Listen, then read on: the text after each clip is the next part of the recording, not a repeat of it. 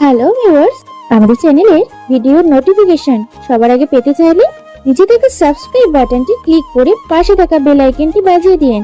আর হ্যাঁ, ভিডিওতে লাইক দিয়ে শেয়ার দিতে মোটেও ভুলবেন না কিন্তু। কিছুদিন বেড়াতে গিয়েছিলাম, বাড়ি ফিরে শুনি আজ নাকি আমার বিয়ে। সেটাও আবার আমার চাচাতো বোন তিশা আপুর সাথে। বয়সে সে গুনে গুনে আমার চেয়ে 5 বছরের বড়। তাকে সবসময় বড় বোনের নজরে দেখে এসেছি। গ্রামের বড় হওয়া সহস্রল রাজস্বভাবের ছেলে আমি। আমার চাচা তার পরিবার নিয়ে শহরে থাকে। তিনি সরকারি উচ্চপদস্থ এক কর্মকর্তা। তাদের সাথে আমাদের মানায় না। ওনারা বাড়িতে আসলে আমি ঘর থেকে বেরোতাম না, ভয় ও লজ্জা। আসলে তারা শহরের ভাষায় অনেক সুন্দর করে কথা বলতো, আর আমরা তো গ্রামের ভাষাতে কথা বলতে অভ্যস্ত। তাই সংকোচ লাগতো, কি বলতেছি কি বলে ফেলি। তাদের বেশভূষা অনেক উন্নত, কিন্তু আমাদের বেশভূষা তাদের মতো ছিল না। সব মিলিয়ে নিজেকে মনে হতো আমি তাদের কোনো দিক দিয়ে যোগ্য না। আর তিশা আপু, তাকে দেখলে 10 হাত দূরেই থাকতাম। তাকে দেখে কেন জানি মনে হতো সে অনেক রাগী। আমার সাথে কথা খুব কমই বলতেন, কখনো কখনো দেখা হলে কথাই বলতেন না। আমিও অপমানে লজ্জায় কথা বলতাম না। সবার সাথে কথা বলেন হেসে এসে, আর আমার বেলায় এসে মুখটা গোমড়া করেন। আমি রুমে এসে আয়নার সামনে দাঁড়িয়ে নিজেকে দেখতাম। আমার ভিতরে কমতি কি সেটা দেখার জন্য আপু কেন কথা বলতেন আমার সাথে, এসব ভেবে খুবই কষ্ট পেতাম। ওনার সাথে কথা বলতে খুবই ইচ্ছে করতো, কিন্তু বলতে গেলেই কিসের যেন জড়তা এসে মুখে ভিড় জমাত। তিশাপু দেখতে পরীর মতো সুন্দর। পরী বললে হয়তো ভুল হবে, আমার কাছে তার চেয়েও বেশি সুন্দর লাগে।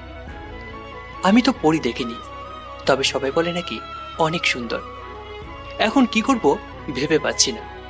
ওনার সাথে বিয়ের কথা শুনে আমার হাত পা পায়ে জমে এলো। সে নাকি আমার বউ হবে, ভাবতেই আমার কাছে শিউরে উঠল। আমি সানি দেওয়ান, এবার অনার্স 3য় বর্ষ, আর তিশাপু মাস্টার্সে। আমি তার যোগ্য নই, সে আমার থেকে শত ভালো ছেলে ডিজার্ভ করে। তাও বিয়ের ব্যাপারটা ঠিক বুঝলাম না। আম্মুকে ডাকলাম আর বললাম, আম্মু এসব কি শুনছি আমি? আমাকে সব বলিস না, তোর বাবাকে গিয়ে বল। আমি বলতে গিয়েছিলাম একটা বুড়ি মেয়ের সাথে আমার ছোট ছেলের বিয়ে দেই কিভাবে। বাবা কি বলল? আমার কথা শুনে বলে, তোমাকে বিয়ে দিতে কে বলেছে? এসব বিষয়ে দেওয়ানগিরি করতে এসো না। বড় মেয়েকে বিয়ে দিয়েছো নিজের ইচ্ছায়, দেখো তার পরিণতি কি হচ্ছে।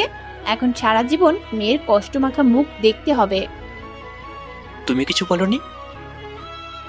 আমি তো তোর বাবার এই একটা কথাতেই থেমে গেলাম। আর কি বা বলতাম আমি, বল। তাই বলে আমাকে আমার থেকে বড় বয়সের মেয়েকে বিয়ে করতে হবে? তুমি কিছু করতে পারবে না আম্মু? না, তুই গিয়ে তোর বাবাকে বল এই সম্পর্কেও তোকে সারা জীবনভর বয়ে নিয়ে বেড়াতে হবে। জীবনটা তোর, অন্য কারো না। তাই দেরি না করে তোর বাবাকে বল আমি এ বিয়ে করতে পারবো না, তারপরেরটা পরে দেখা যাবে। আমি কিন্তু আব্বুকে জমের মতো ভয় পাই, আবার অনেক ভালোবাসি। বাবা বুঝি আমাদের কথোপকথন শুনতে পেয়েছে, তাই তিনি গলা হাসা দিয়ে ভিতরে ঢুকলেন। আমিও ভয়ে জড়সড় হয়ে গেলাম। আব্বু এসে আমার পাশে বসে আমার মাথায় হাত বুলিয়ে দিতে দিতে বললেন, তোমার মতামত না নিয়ে আমি অনেক বড় একটা সিদ্ধান্ত নিয়েছি। এরপর বাবা আমার হাত দুটি তার হাতের মাঝে রেখে বললেন, আমাকে ফিরিয়ে দিও না। আজ এক পিতা তার সন্তানের কাছে পিতা হওয়ার অধিকার নিয়ে কিছু চাইতে এসছে। তুমি কি আমার সেই চাওয়াকে সম্মান করতে পারবে না? তাই বলে বয়সে বড় মেয়েকে, আর এখন বিয়ে? আমি কি তোমার জন্য এমন সিদ্ধান্ত নিয়েছি যাতে তোমার খারাপ হতে পারে? আর 2-3 বছর পর তো বিয়ে করতেই হবে। আগে করলে সমস্যা কি? আমার কাছে এর আর কোনো যুক্তি নেই, তাই রাজি হওয়া ছাড়া আর কোনো উপায় নেই। আপনি যেমনটা চাইবেন তেমনই হবে। এর বেশি আর কিছু বলতে পারলাম না। ভয়ে নাকি ভালোবাসার কারণে বুঝতে পারলাম না। বাবা বললেন, তিশা অনেক ভালো মেয়ে। আমি মনে মনে বললাম, তোমার কাছে তো ভালো হবেই, কারণ সে যে তোমাকে অনেক পছন্দ করে, কিন্তু আমাকে আমাকে তো করে না। যখন বিয়ে বাড়িতে পৌঁছালাম তখন দেখলাম মাত্র কয়েকজন মানুষ। বাড়ি সাজানো হয়নি। আমার সব স্বপ্নগুলো ভেঙে চুরমার হয়ে গেল। আমি এইভাবে বিয়ে করতে চাইনি, বড় করে অনুষ্ঠান করে করতে চেয়েছিলাম। একেবারে সাদামাটাভাবে বিয়েটা হলো। চাচিকে দেখলাম কেমন যেন মুখটা করে আছে। সম্ভবত ওনার এই বিয়েতে মন নেই। না থাকারই কথা। আমার মতো অযোগ্য ছেলের সাথে কোনো মাই তার মেয়ে বিয়ে দিতে চাইবে না। কিন্তু বাবা চাচা অনেক খুশি। এখন চিন্তার বিষয় হলো তিশাকে বিয়েটাকে মানবে নাকি মানবে না। আর বাবা চাচা বিয়েটা কেন দিচ্ছে? যদি তিশা পরে না মেনে নেয় তখন তো সবাই কষ্ট পাবে। বাইরে দাঁড়িয়ে আছি, ভিতরে যেতে ভয় পাচ্ছি। ভেবে পাচ্ছি না কি করব। কারণ আজ পর্যন্ত যার সাথে ভালোভাবে কথা বলিনি আজ সে নাকি আমার বউ। এমনিতেই তিশা অনেক রাগী, তারপরেও অনেক সাহস নিয়ে ভিতরে গেলাম। ভিতরে গিয়ে দেখলাম তিশা বিছানায় বসে আছে। কথা বলার সাহস হলো না, কিছু বলতে গিয়েও বলতে পারছিলাম না। ঘোমটা সরিয়ে বলল, তুমি এসে গেছো? হ্যাঁ। আমি জানি তুমি আমাকে মেনে নিতে পারোনি, কারণ আমি তোমার থেকে বয়সে অনেক বড়। আমি তোমার থেকে কোনো দিনও কোনো প্রকার অধিকার চাইবো না। কিন্তু বাবা আর চাচু যেন বুঝতে না পারে, তাহলে তারা অনেক কষ্ট পাবে। তুমি শুয়ে পড়ো। আচ্ছা, এটা ঠিক আমি মেনে নিতে পারছি না, কারণ তিশার সাথে আমার বয়সের পার্থক্যটা 5 বছর, যা অনেক বেশি, যা কোনো ছেলে হয়তো সহজে মেনে নিতে পারবে না। কিন্তু আমার মনে হচ্ছে আমার সাথে বিয়ে হয়ে শুধু তিশার জীবনটা নষ্ট হয়ে গেল। এসব চিন্তা বাদ দিয়ে ঘুমিয়ে গেলাম। সকালবেলা কে যেন মনে হচ্ছে ডাকছে, তাই বললাম, মা যাও তো, এখন ডেকো না, ঘুম পাচ্ছে। আমি তৃষা। নামটা শুনে তাড়াতাড়ি উঠে গেলাম। পরে মনে হলো কাল তোমার বিয়ে হয়েছে, ভুলে গিয়েছিলাম। কি হলো? বাইরে সবাই অপেক্ষা করছে, ফ্রেশ হয়ে নাও। আচ্ছা যান, আমি আসছি। প্লিজ সবার সামনে আপনি করে বলো না। আচ্ছা। মনে থাকে যেন, আর সব সময় তুমি করে বলো, কারণ তুমি আপনি করে বলে ফেললে এতে সবাই সন্দেহ করবে। আচ্ছা যাও। তিশা বাইরে চলে গেল। কিছু সময় পরে আমিও বাইরে গেলাম। বাইরে গিয়ে দেখি বাবা চাচা বসে গল্প করছে। এত সকালে চাচাও এসে পড়েছে। বাড়িতে মেহমান নেই, কারণ বিয়ে ব্যাপারে বাড়ির লোক ছাড়া আর কেউ জানে না। আমার বন্ধুরাও না, ওদের বলা যাবে না, বললে আমাকে নিয়ে হাসাহাসি করবে। বাবার কাছে গেলাম। শোনো সানি, রেডি হয়ে নাও, তোর চাচু তোদের নিতে এসছে। আচ্ছা, কখন যাবে? কিছুক্ষণ পরেই। আমি বসে বাবার চাচুর গল্প শুনছিলাম। কিছু সময় পর তিশা চা নিয়ে আসলো। বাবা চাচাকে চা দিল। আমি মায়ের কাছে গেলাম। মা, কি করছো? কি আর করব, তোর বাবা তোর জীবনটা নষ্ট করে দিল বয়সে এত বড় মেয়ের সাথে বিয়ে দিয়ে। মা, বিয়ে তো সব উপরওয়ালা ঠিক করেছে। যার সাথে হবার তার সাথে হবে, এটা কেউ তো আটকাতে পারবে না। তাই বলে এত বড় মেয়ের সাথে? মাকে কিছু বলতে যাব, তখন পিছনে খেয়াল করে দেখি তিশা দাঁড়িয়ে। ওর চোখ টলমল করছে, হয়তো মার কথাগুলো শুনেছে। ও তাড়াতাড়ি ওখান থেকে সরে গেল। আমি ওর পিছনে গেলাম। রুমে গিয়ে দেখি তিশা কাঁদছে, হয়তো মায়ের কথায় কষ্ট পেয়েছে। মায়ের কথা কিছু মনে করবেন না, আসলে না, আমি কিচ্ছু মনে করিনি। চাচি তো ঠিকই বলেছে, আমি তোমার জীবনটা নষ্ট করে দিলাম। মা আসলে বাবার উপর রেগে গেছে, তাই এই কথাগুলো বলেছে। আস্তে আস্তে সবকিছু ঠিক হয়ে যাবে। হুম। ও, আজকে তো আবার আপনাদের বাড়ি যেতে হবে। আচ্ছা। আমি বাড়ির বাইরে গেলাম বন্ধুদের সাথে দেখা করতে, কিন্তু ওদের বলা যাবে না যে আমি বিয়ে করেছি। এটা শুনে ওরা ট্রিট চাইবে, আর যদি জানতে পারে আমার বউ আমার থেকে বয়সে বড় তাহলে আরো পৌঁছাবে। আমাদের আড্ডা দেওয়ার জায়গায় চলে গেলাম। ওখানে আমার বন্ধু রাফি আর আকাশ ওয়েট করছে। ওখানে পৌঁছতেই, কি রে, তোর খবর কি? কাল বাড়ি ফেরার পর থেকে তোকে পাওয়াই যাচ্ছে না। আসলে খুব ক্লান্ত ছিলাম, তাই। ক্লান্ত তো আমরাও ছিলাম, তাই বলে আর দেখা করবি না? আর তোর ফোনটাও তো বন্ধ। সরি। আমরা তো মনে করেছিলাম তুই হয়তো বেঁচেই নেই, তাই তো তোকে দেখতে যাচ্ছিলাম, আর তার আগে তুই এসে গেলি। যাক, বাড়ি না গিয়ে ভালোই হয়েছে, না হলে সবকিছু জেনে যেত। তোর আমাকে এত মিস করছিলিস? আরে না, তুই মরলে তো তোর বাড়িতে মৃত্যুবার্ষিকীতে ভালো মতো খাওয়া যেত, তাই শিওর হতে যেতাম তুই মরেছিস কিনা। তোরা বন্ধু না আর কিছু। আমি মরে গেলে তোদের সমস্যা নেই, তোরা আছিস ভালো মন্দ খাওয়া নিয়ে। দাঁড়া, আজ তোদেরকে আমি দেখাচ্ছি। একটা লাঠি হাতের কাছে পেয়ে যখন ওদের কিছু বলবো, শয়তান দুটো পালিয়ে গেছে। এই বেস্ট ফ্রেন্ডগুলো এমনি হয়। একবার আমি অসুস্থ হয়ে হাসপাতালে ছিলাম, ওরা আমাকে দেখতে গিয়েছিল। সেখানে গিয়ে আমি কেমন আছি না জিজ্ঞাসা করে বলে নার্সগুলো দেখতে কেমন। এদের জন্য মনে হয় দুনিয়া ছেড়ে দিই। আজ আর আড্ডাতে হলো না, তাই কি করবো ভাবছিলাম। হঠাৎ ফোনটা বেজে উঠল। নাম্বারটা দেখে 12টা বেজে গেল। মনে মনে ভাবছি ই আবার কেন ফোন দিচ্ছে। ফোনটা ধরবো কিনা সেটাই ভাবছি। যদি না ধরি তাহলে আবার এক সমস্যা হবে, ধরলেও আর এক সমস্যা। কি করব সেটাই ভাবছি। শেষে ভাবলাম ফোনটা ধরি, যা হবার পরেই দেখা যাবে। ফোনটা ধরতেই ওপাশ থেকে বলল, সানি, একটা বড় সমস্যা হয়ে গেছে। কি হয়েছে? আসলে আনিকা ব্রেকআপ করে দিয়েছে। খুব ভালো হয়েছে। তুই এমনটা বলতে পারলি? আমি ছেঁকা খেলাম আর তুই মজা পাচ্ছিস। এই মেয়েদের মতো কাঁদা বন্ধ কর। এটা আবার নতুন কি? এই নিয়ে 15 বার চাকা গেলি। এসব প্রেমের চিন্তা বাদ দিয়ে পড়ায় মন দে। এখন ডাকি, আমার কাজ আছে। ফোনটা কেটে দিলাম। মনির আমার বন্ধু, এই নিয়ে 15 বার চাকা খেল। বেচারার কোনো গার্লফ্রেন্ডই টেকে না, নয় ব্রেকআপ হয়ে যায়, না হয় বিয়ে। তাই বেচারা থেমে থাকে না, নতুন কাউকে খোঁজে। আমি ওকে অনেকবার বলেছি এসব বাদ দিয়ে পড়াশোনায় মন দিতে, কিন্তু ও তা করে না। অনেক সময় হয়ে গেছে, বাড়ি ফিরতে হবে। বাড়ি ফিরে আমার রুমে গেলাম। রুমে গিয়ে দেখি তিশা বসে আছে। কোথায় ছিলে এতক্ষণ? বন্ধুদের সাথে দেখা করতে গিয়েছিলাম। ফোনটা নিয়ে যাবে তো? কতবার ফোন দিয়েছি। সরি, মনে ছিল না। তাড়াতাড়ি রেডি হয়ে নাও, এখন আমাদের বাড়িতে যেতে হবে। বাবা এমনিতেই তোমার উপর রেগে আছে ফোনে পাইনি বলে। চাচু রাগ করেছে?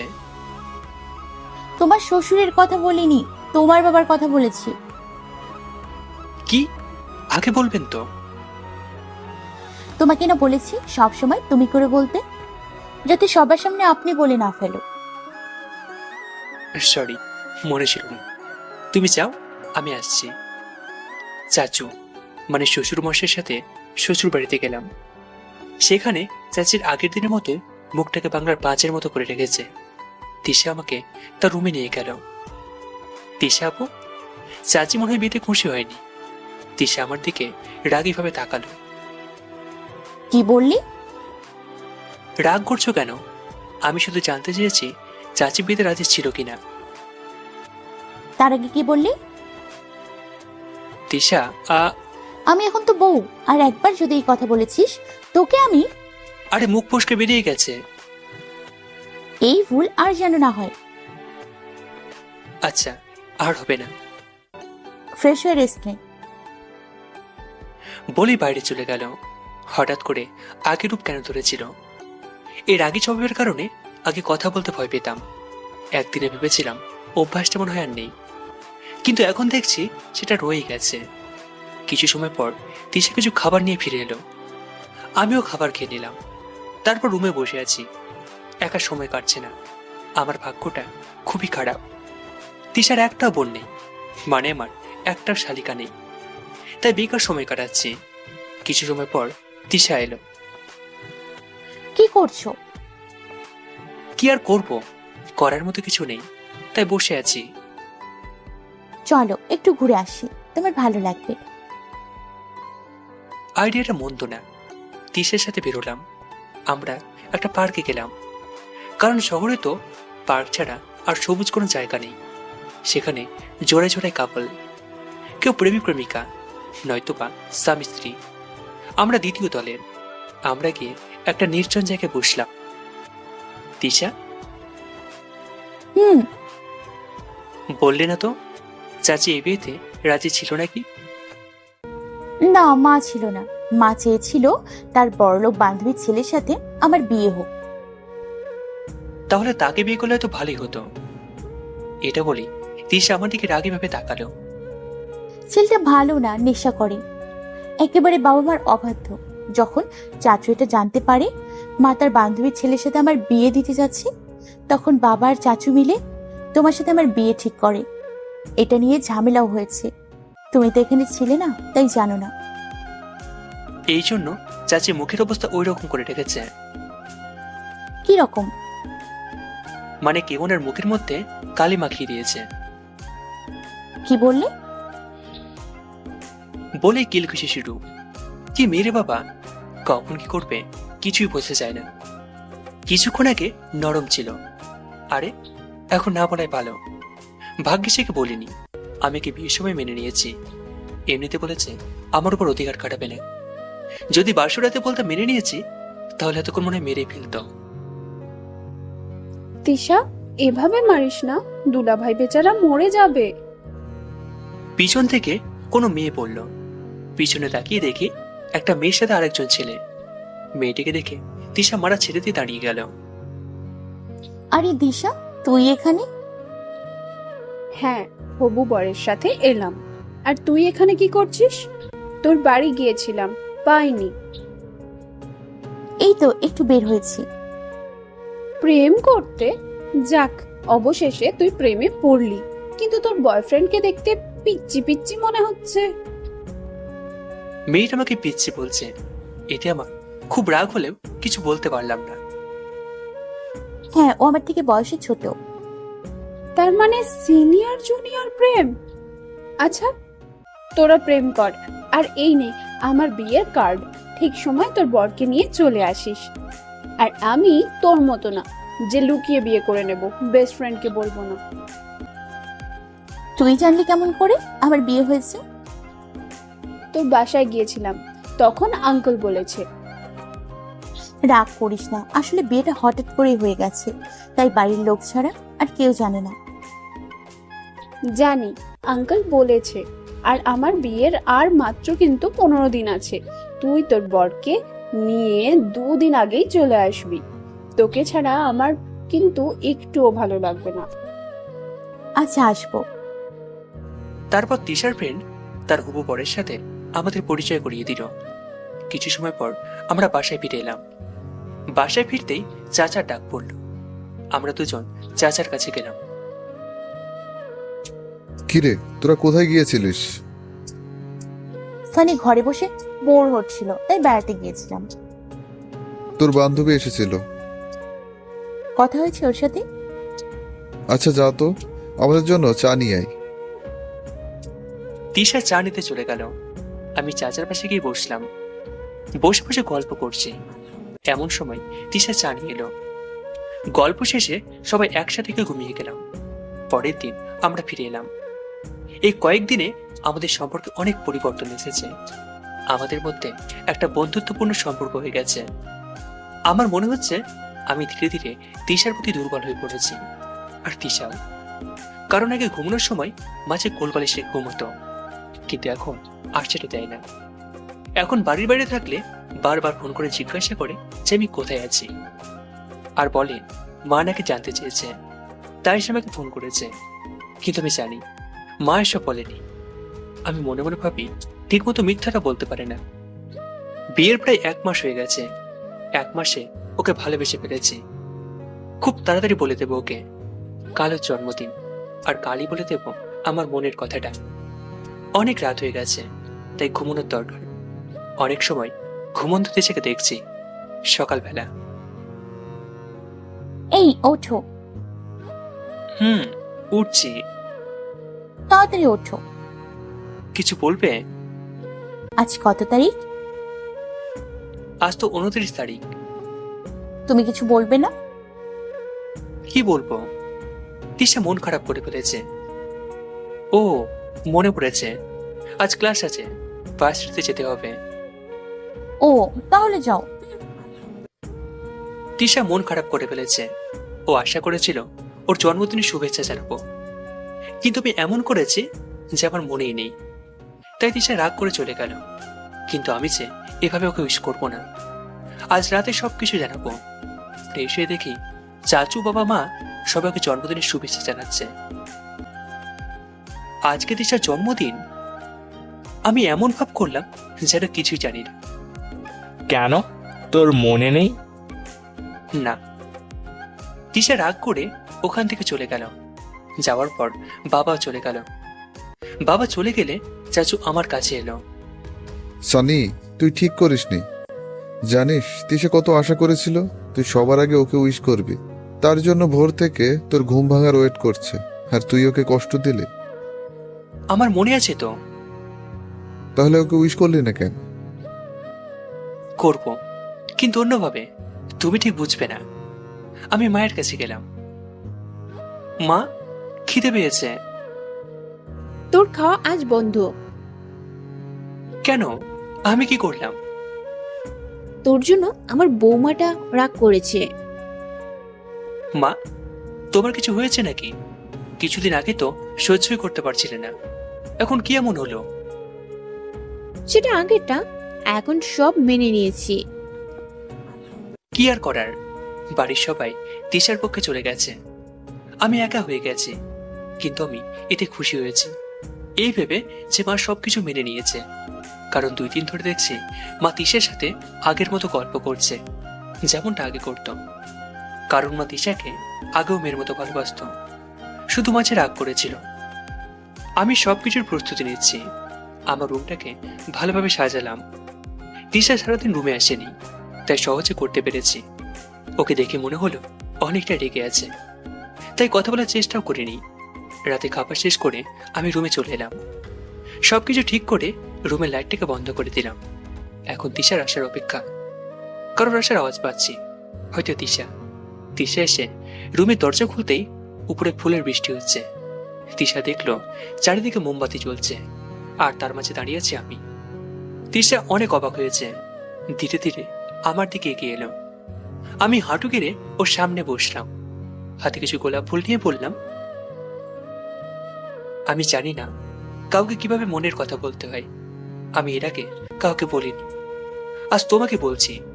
এতদিন তোমার সাথে থাকতে থাকতে তোমাকে ভীষণ ভালোবেসে ফেলেছি, তাই তোমার জন্মদিনেই তোমাকে মনের কথাটা জানালাম। তুমি হয়তো মনে করেছিলে তোমার জন্মদিনের কথা আমি ভুলে যাব, কিন্তু আমি ভুলিনি। শুভ জন্মদিন। তিশা আমার হাত থেকে ফুলগুলো নিল। আমি দাঁড়িয়ে গেলাম। আমার মনে হচ্ছে ও না করে দেবে, কিন্তু ও আমাকে জড়িয়ে ধরল আর বলল, আমি তো ভেবেছিলাম তুমি আমাকে কখনো মেনে নেবে না, কারণ আমি তোমার থেকে 5 বছরের বড়। বড় তো কি হয়েছে, তুমি আমার বউ। কিন্তু আমার উত্তর তো পেলাম না। সব কথা কি মুখে বলতে হবে? তা ঠিক, তাহলে অপূর্ণ কাজটিকে পূর্ণ করা যাক। কোন কাজ? যেটা প্রথম রাতে হওয়ার কথা ছিল। কিছু বললো না, শুধু লজ্জায় বুকের মধ্যে মুখ লুকালো। যাক, অবশেষে অপূর্ণ কাজটিকে পূর্ণ করা হলো। সকালবেলা ঘুমিয়েছিলাম, মনে হলো কেউ মুখের মধ্যে পানি দিচ্ছে। চোখ খুলে দেখি তিশা। তাড়াতাড়ি ওঠো। আর একটু ঘুমোতে দাও। না, অনেক ঘুমিয়েছো, এখন ওঠো। আচ্ছা, উঠছি। উঠে ফ্রেশ হয়ে নিলাম। রুমে এসে দেখি তিশা ব্যাগ কাপড় গোছাচ্ছে। কি হয়েছে, কাপড় গোছাচ্ছ কেন? তোমার মনে নেই দিশার কথা? ওই যে তোমার ফ্রেন্ড। হ্যাঁ, এখন রেডি হয়ে নাও, আমাদের যেতে হবে। ওকে। দুজনে বেরিয়ে পড়লাম। তিশার ফ্রেন্ডের বাসা বেশি দূরে ছিল না। 2 ঘন্টার মধ্যেই সেখানে পৌঁছে গেলাম। সেখানে পৌঁছতেই গেটের সামনে দেখি তিশার বান্ধবী দাঁড়িয়ে আছে। এসে গেছিস তাহলে? সেই কখন থেকে ওয়েট করছি। এখন বাইরে দাঁড় করিয়ে রাখবে নাকি? ও সরি, চল।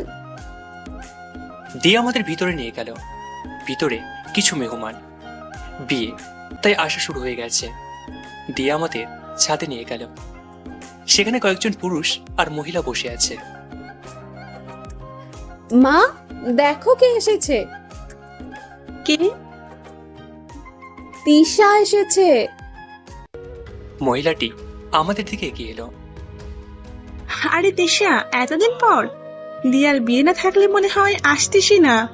আমাদের তো আপন ভাবিস না, ওই জন্য না দেখা করে থাকতে পারতিস। আন্টি, আসলে সময় হয়নি, তাই আসা হয়নি। এখন তোকে বেশি প্রয়োজন, তোর বান্ধবীর বিয়ে, তোকে তো তার সাথে থাকতেই হবে। আর এটা কে? দিয়ার মা আমাদের দেখিয়ে বলল। বলার সাথে সাথে তিশা মাথা নিচু করলো, সম্ভবত লজ্জায়। আর ওদিকে দিয়ার মা উত্তরের জন্য অপেক্ষা করছে। মা, তুমি জানার পরেও বেচারিটাকে কেন লজ্জায় ফেলছো? তাহলে এটাই তিশার স্বামী? কিন্তু দেখতে বাচ্চা মনে হয়। মা, আমি তাহলে ওদের রুম দেখিয়ে দিই। আচ্ছা, নিয়ে যা। দিয়া আমাদের একটা রুম দেখিয়ে দিয়ে গেল, বলল ফ্রেশ হয়ে নিতে। দিয়া যেতেই আমার এখানে আসা ঠিক হয়নি। কেন? দেখো না, সবার সামনে আন্টি আমাকে বাচ্চা বলল। বাচ্চাকে বাচ্চা বলবে না তো কি বলবে? আমি বাচ্চা? না তো কি? দাঁড়াও, দেখাচ্ছি। তিশাকে টান দিয়ে নিজের কাছে আনলাম আর ঠোঁটের সাথে ঠোঁটটাকে লাগিয়ে দিলাম। 1 মিনিট পর ফ্রেশ হয়ে নিতে বলেছি, প্রেম করতে নয়। এটা রাতেও করতে পারবি। পিছনে তাকিয়ে দেখি দিয়া হাতে একটা ট্রেতে 2 গ্লাস শরবত নিয়ে এসেছে। প্রেম করতে চাইলে দরজাটা লাগিয়ে দাও, এটা বিয়ে বাড়ি। তুই এখানে? মা পাঠিয়েছে, বলল তোর বান্ধবী আর তার স্বামীর জন্য শরবত নিয়ে যা। অনেক জার্নি করে এসেছে, তাই ক্লান্ত। কিন্তু এখানে তো এসে দেখি রোম্যান্স চলছে। তিশা আমার দিকে রাগী ভাবে তাকালো। আমি তাড়াতাড়ি ফ্রেশ হতে বাথরুমে গেলাম, না হলে আমার উপর দিয়ে ঝড় বয়ে যাবে। কিছুক্ষণ পরে বাইরে এলাম। বাইরে এসে দেখি তিশার রাগী ভাব এখনো আছে। তোমাকে আমি... আরে, আমি কি জানতাম তোমার বান্ধবী আসবে? দরজা লাগাতে পারলে না? মনে ছিল না। তুমি এখানে দাঁড়াও, আমি ফ্রেশ হয়ে আসছি, তারপর তোমাকে দেখছি। তিশা ফ্রেশ হতে চলে গেল আর আমি রুম থেকে সরে পড়লাম, কারণ বাঘের শিকার কেউই হতে চায় না। বাইরে এসে কয়েকজনকে দেখলাম। পুরো বাড়িটার আমি কাউকে চিনি না, তাই ছাদে গেলাম। ছাদ দাঁড়িয়ে আকাশ দেখছি। বিকেল হয়ে গেছে, 1 থেকে 2 ঘন্টা পরে সন্ধ্যা হয়ে যাবে। এখন ছাদে কেউ নেই, একাই দাঁড়িয়ে আছি। তিশা থাকলে ভালোই হতো, কিন্তু ও যা রেগে আছে। কি করছেন? পিছন থেকে কেউ বলল। তাকিয়ে দেখি একটা মেয়ে। আপনি? আমি মিশু, দিয়াপুর খালাতো বোন। আমি কিছু বলতে যাব, তখন তিশা এসে আছি। তোমাকে আমি রুমে থাকতে বললাম না? আরে তিশা আপু, কেমন আছো? ভালো, তুমি কেমন আছো? ভালো, কিন্তু উনিকে? আমার স্বামী। তোমার বিয়ে হয়ে গেছে? হ্যাঁ, এই চলো। তিশা আমাকে টানতে টানতে নিয়ে চলে এলো। রুমে এনে দরজা লাগিয়ে দিল। আমার মনে হলো আজকে আমি শেষ। মেয়েদের সাথে তোমার কি? ওখানে তো একজনই ছিল, তাহলে 1.5 বলছো কেন? শোনো, এটা বিয়ে বাড়ি, এখানে অনেক মেয়ে আসবে, ভুল করেও কোনো মেয়ের সাথে কথা বলবে না। কেন? যা বলছি তাই করবে। যদি মেয়েরা আমার সাথে কথা বলতে চায়? তাহলেও বলবে না। আচ্ছা, তাহলে দরজা খোলো। মনে থাকে যেন। রাত হয়ে গেল। আমরা ঘুমোতে রুমে এলাম, কারণ কাজ আছে। তিশার বেস্ট ফ্রেন্ডের বিয়ে, তিশাকে ব্যস্ত থাকতে হবে। রুমে আসার পর তিশা, বলছিলাম কি কি? মানে ওই সময় তো ওটা পুরো করা হয়নি। কি? মনে নেই তোমার? দাঁড়াও, দেখাচ্ছি। কাজটাকে পুরো করলাম, সাথে ইতিহাসও। সকালবেলা। এই ওঠো, এটা কিন্তু বাড়ি নয় যে পড়ে পড়ে ঘুমাবে। তাহলে কি করব? উঠে ফ্রেশ হয়ে নাও। আমি ফ্রেশ হয়ে এসে দেখি তিশা রুমে নেই। পড়ে গেলাম বিপদে, কারণ বাড়িটার আমি কাউকেই চিনি না। তাই তিশাকে খুঁজতে থাকলাম। তখন হঠাৎ কালকের মেয়েটার সাথে দেখা। কাকে খুঁজছেন? তিশাকে। ও, তিশা আপু তো দিয়া আপু রুমে। কোথায় রুমটা? আসুন আমার সাথে। আপনার নামটাই তো জানা হলো না। জি, সানি। কি করেন? এবার অনার্স তৃতীয় বর্ষে। আর আপনি? আমি এবার ইন্টার প্রথম বর্ষে। আপনি আমার বড়, তাই তুমি করে বলতে পারেন। চেষ্টা করব। আপনি তৃতীয় বর্ষে, সেই হিসাবে তো তিশা আপু আপনার বড়। হ্যাঁ, কিছুটা। আপনাদের কি লাভ ম্যারেজ? না, কিন্তু তিশাকে আগে থেকে জানতাম। কিভাবে? তিশা আমার চাচার মেয়ে। ও, মিশু আমাকে টিয়া রুমে নিয়ে গেল। গিয়ে দেখি তিশা সেখানে। আমাকে দেখে তিশা বলল, তুমি এখানে? না, মানে তোমাকে খুঁজছিলাম। কেন, বউকে ছাড়া বুঝি ভালো লাগছে না? আসলে তা নয়, এখানে কাউকে চিনি না, তাই। মিশু, তুই ওনাকে নিয়ে একটু আশেপাশে ঘুরিয়ে নিয়ে আয়। আমি যাই। ভয় পাস না, তোর স্বামীকে কেউ নিয়ে যাবে না। আজ কতদিন পরে আড্ডা দিচ্ছি, তোর যেতে হবে না। তিশা কিছু বলতে গিয়েও বলতে পারলো না। আমি মিশুর সাথে আশপাশটা ঘুরলাম। সারাদিন তিশা তার বান্ধবীর সাথে ছিল, আমার সাথে তেমন কথা হলো না। বিকেলের দিকে গায়ে হলুদের অনুষ্ঠান শুরু হলো। তখন থেকে তিশা আমার সাথেই ছিল, 1 মিনিটও দূরে যেতে দেয়নি। পরের দিন সবাই সাজতে ব্যস্ত, কারণ আজকে বিয়ে। আমি রুমের মধ্যে রেডি হচ্ছি, তখন তিশা এসে হাতে একটা শাড়ি দিল। এটা দিয়ে আমি কি করব? আমাকে পরিয়ে দেবে? আমি শাড়ি পরাবো? তাই নয় তো কে? আমি তো তাই বললাম, আমি পরাবো। রেখে গেলে আবার সমস্যা, তাই শাড়িটাকে পরিয়ে দিলাম। তিশা হালকা সাজলো, এতে ওকে অনেক সুন্দর দেখাচ্ছে। আমরা বাইরে এলাম। তিশা আমার হাত ধরল। শোনো, হাত ছাড়বে না কিন্তু। কেন? আমি কি ছোট বাচ্চা নাকি? ছোট বাচ্চা নাও, তার জন্যই তো হাতে ধরে রেখেছি, নয়তো মেয়েদের সাথে হুতুপুতু করতে। কি বলছিস এসব?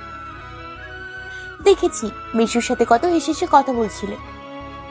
তুমি কি জেলাস ফিল করছিলে? তিশা আমার দিকে রাগী ভাবে তাকালো। ওর এই চাহনি বলে দিচ্ছে ও জেলাস ফিল করছে, আর ভয় পাচ্ছে আমাকে হারিয়ে ফেলার। রাগলে না তোমাকে অনেক সুন্দর লাগে। তুমি কথা ঘোরানোর জন্য এটা বলছো? তোমাকে মেকআপ ছাড়া ওই ময়দা সুন্দরীদের থেকে অনেক ভালো লাগে। তিশা আর কিছু বলল না।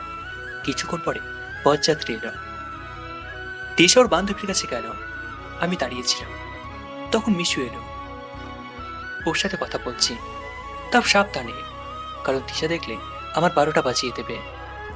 কিছুক্ষণ পরে তিশা মেসেজ দিল, সাথে যেতে বলল।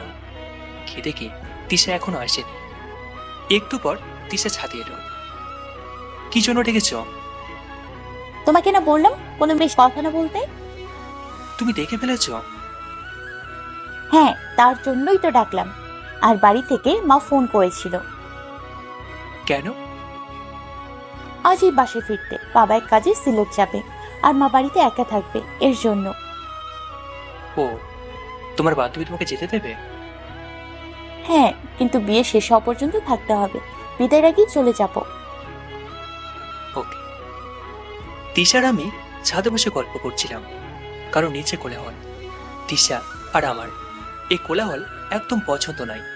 ছাদে থাকা একটা বেঞ্চে বসেছিলাম। তিশা আমার কাঁধে মাথা রেখেছে।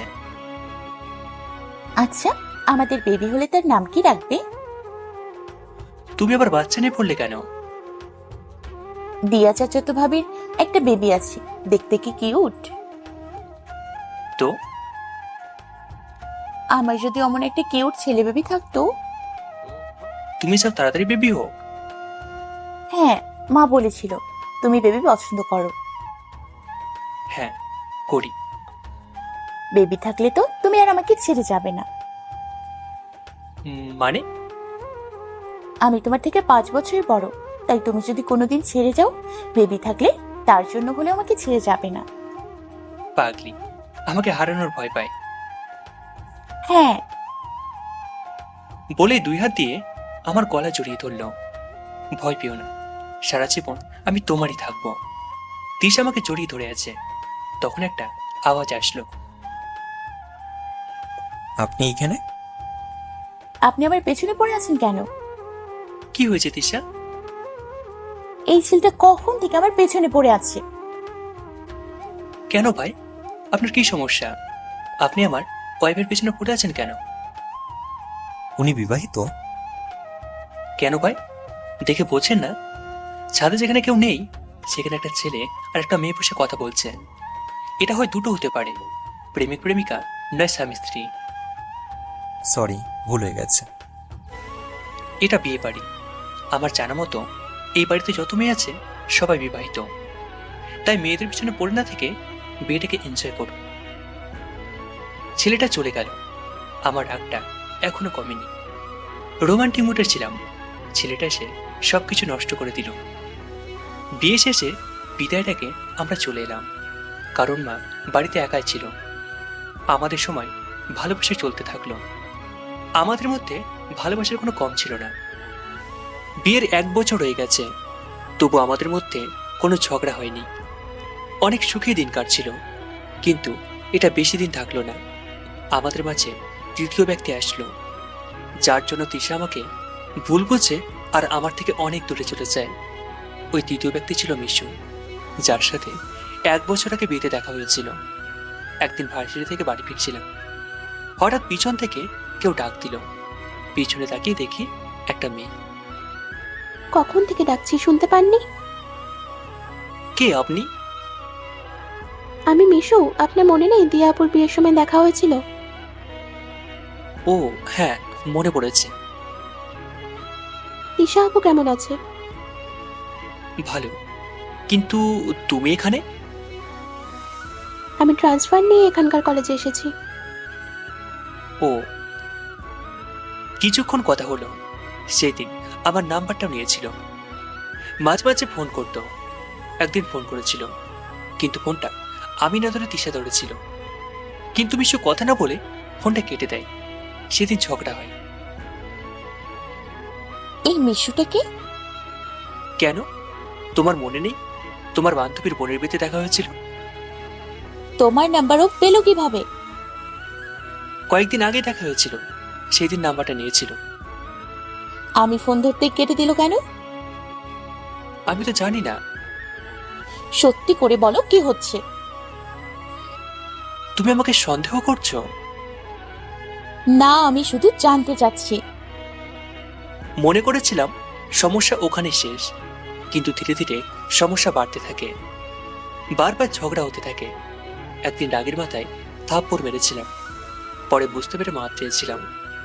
ওকে বোঝানোর পর সমস্যা কমে যায়। আগের মতো সবকিছু ঠিকঠাক চলতে থাকে। একদিন ভার্সিটিতে ছিলাম, তখন তিশার ফোন আসে। তাড়াতাড়ি বাড়ি যেতে বলে, একটা নাকি সারপ্রাইজ আছে। আমি তাড়াতাড়ি বাড়ি ফিরে যাই, কিন্তু বাড়িতে যাওয়ার পর দেখি বাবা মা তিশা একসাথে বসে আছে। দেখে মনে হলো সবাই রেগে আছে। আমি যেতেই সবার সামনে তিশা আমাকে থাপ্পড় মারল। তুমি আমাকে ধোকা দেবে ভাবতেও পারিনি। আমি করেছিটা কি? তুমি জানো না, নাটক করা বন্ধ করো। সত্যি আমি জানি না। মা এতদিন যা বলেছে সব ঠিক ছিল। তোমার প্রতি অন্ধবিশ্বাসের কারণে এতদিন তা বুঝিনি। কি বলছে এসব?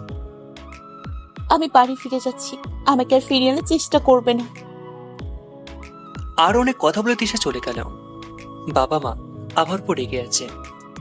তিশা চলে যাবার পরের দিনই আমি তিশাদের বাড়িতে যাই ওকে ফিরিয়ে আনার জন্য। আমি ভেবেছিলাম সবার মতো চাচা আমার উপর রাগ করবে, কিন্তু চাচা রাগ করেনি। তিশাদের বাড়িতে যাওয়ার পর চাচা আমাকে জড়িয়ে ধরে কেঁদে দেয় আর বলে তিশা সবার উপর রাগ করে বাড়ি ছেড়ে চলে গেছে, আর যাওয়ার সময় চিঠি রেখে গেছে। আমি চিঠিটা পড়তে শুরু করলাম। সবার কাছে আমি বিরক্তির কারণ। আমি সবাইকে বিশ্বাস করতাম আর সবাই আমাকে ধোকা দিয়েছে। সবচেয়ে কাছের মানুষগুলো এভাবে ধোকা দিবে আমি ভাবতেও পারিনি। সানি, তুমি তো বলেছিলে সারা জীবন তুমি আমারই থাকবে, কেউ কেড়ে নিতে পারবে না তোমাকে আমার থেকে। তাহলে আমাদের মাঝে মিশু কেন এলো? বললেই পারতে আমাকে তোমার আর প্রয়োজন নেই, আমি চলে যেতাম তোমার জীবন থেকে। এভাবে ধোকা কেন দিলে? আমি চাই তুমি সব সময় ভালো থেকো। তোমার আর তোমার ভালোবাসার মানুষের মাঝে আমি কাটা হয়ে থাকতে চাই না, তাই আমি দূরে সরে গেলাম। যদি কখনো আমার প্রয়োজন হয় বলো, আমি চলে আসব। আমি সারা জীবন তোমারই থাকবো, তোমার স্ত্রী হয়ে থাকার অধিকারটুকু দিও। আমি এর থেকে বেশি কিছু চাই না। এটি তৃষা। তিশা আমাকে ভুল বুঝে চলে গেছে।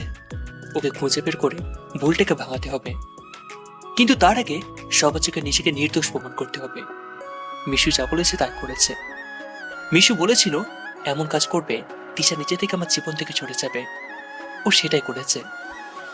মিশু আমি বিবাহিত এটা জানার পরেও আমাকে প্রপোজ করেছে, আর আমি না করে দিয়েছিলাম। তখনও যা বলেছিল তাই করেছে। আমি মিশুকে ফোন করে আসতে বললাম। ওখানে মা, বাবা, চাচা, চাচি সবাই ছিল। মিশু আসার পর, তুমি তিশাকে কি বলেছিলে? কই কিছু বলিনি তো। মিথ্যে বলবে না।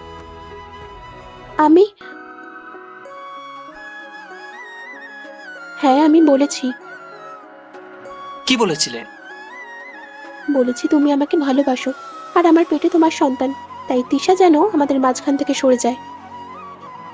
কথাটা শুনে আমার রাগটা আরো বেড়ে গেল। কেন বলেছো এসব? আমি তোমাকে ভালোবাসি, কিন্তু তিশার জন্য তুমি আমাকে গ্রহণ করছিলে না। তখন তোমার চাচি আমাকে বলল এইসব করলে তবেই আমি তোমাকে পাবো। সবাই অবাক হয়েছে। মিশুকে এখন আমার মেরে ফেলতে ইচ্ছে হচ্ছে। ওকে যখনই কিছু বলতে যাব তখন ওখানে তিশার বান্ধবী দিয়ে আসে আর বলে মিশু নাকি মানসিকভাবে অসুস্থ। 6 মাস আগে একটা অ্যাক্সিডেন্টে ওর মা বাবা দুজনেই মারা যায়, যে কারণে ও মানসিকভাবে আঘাত পায়।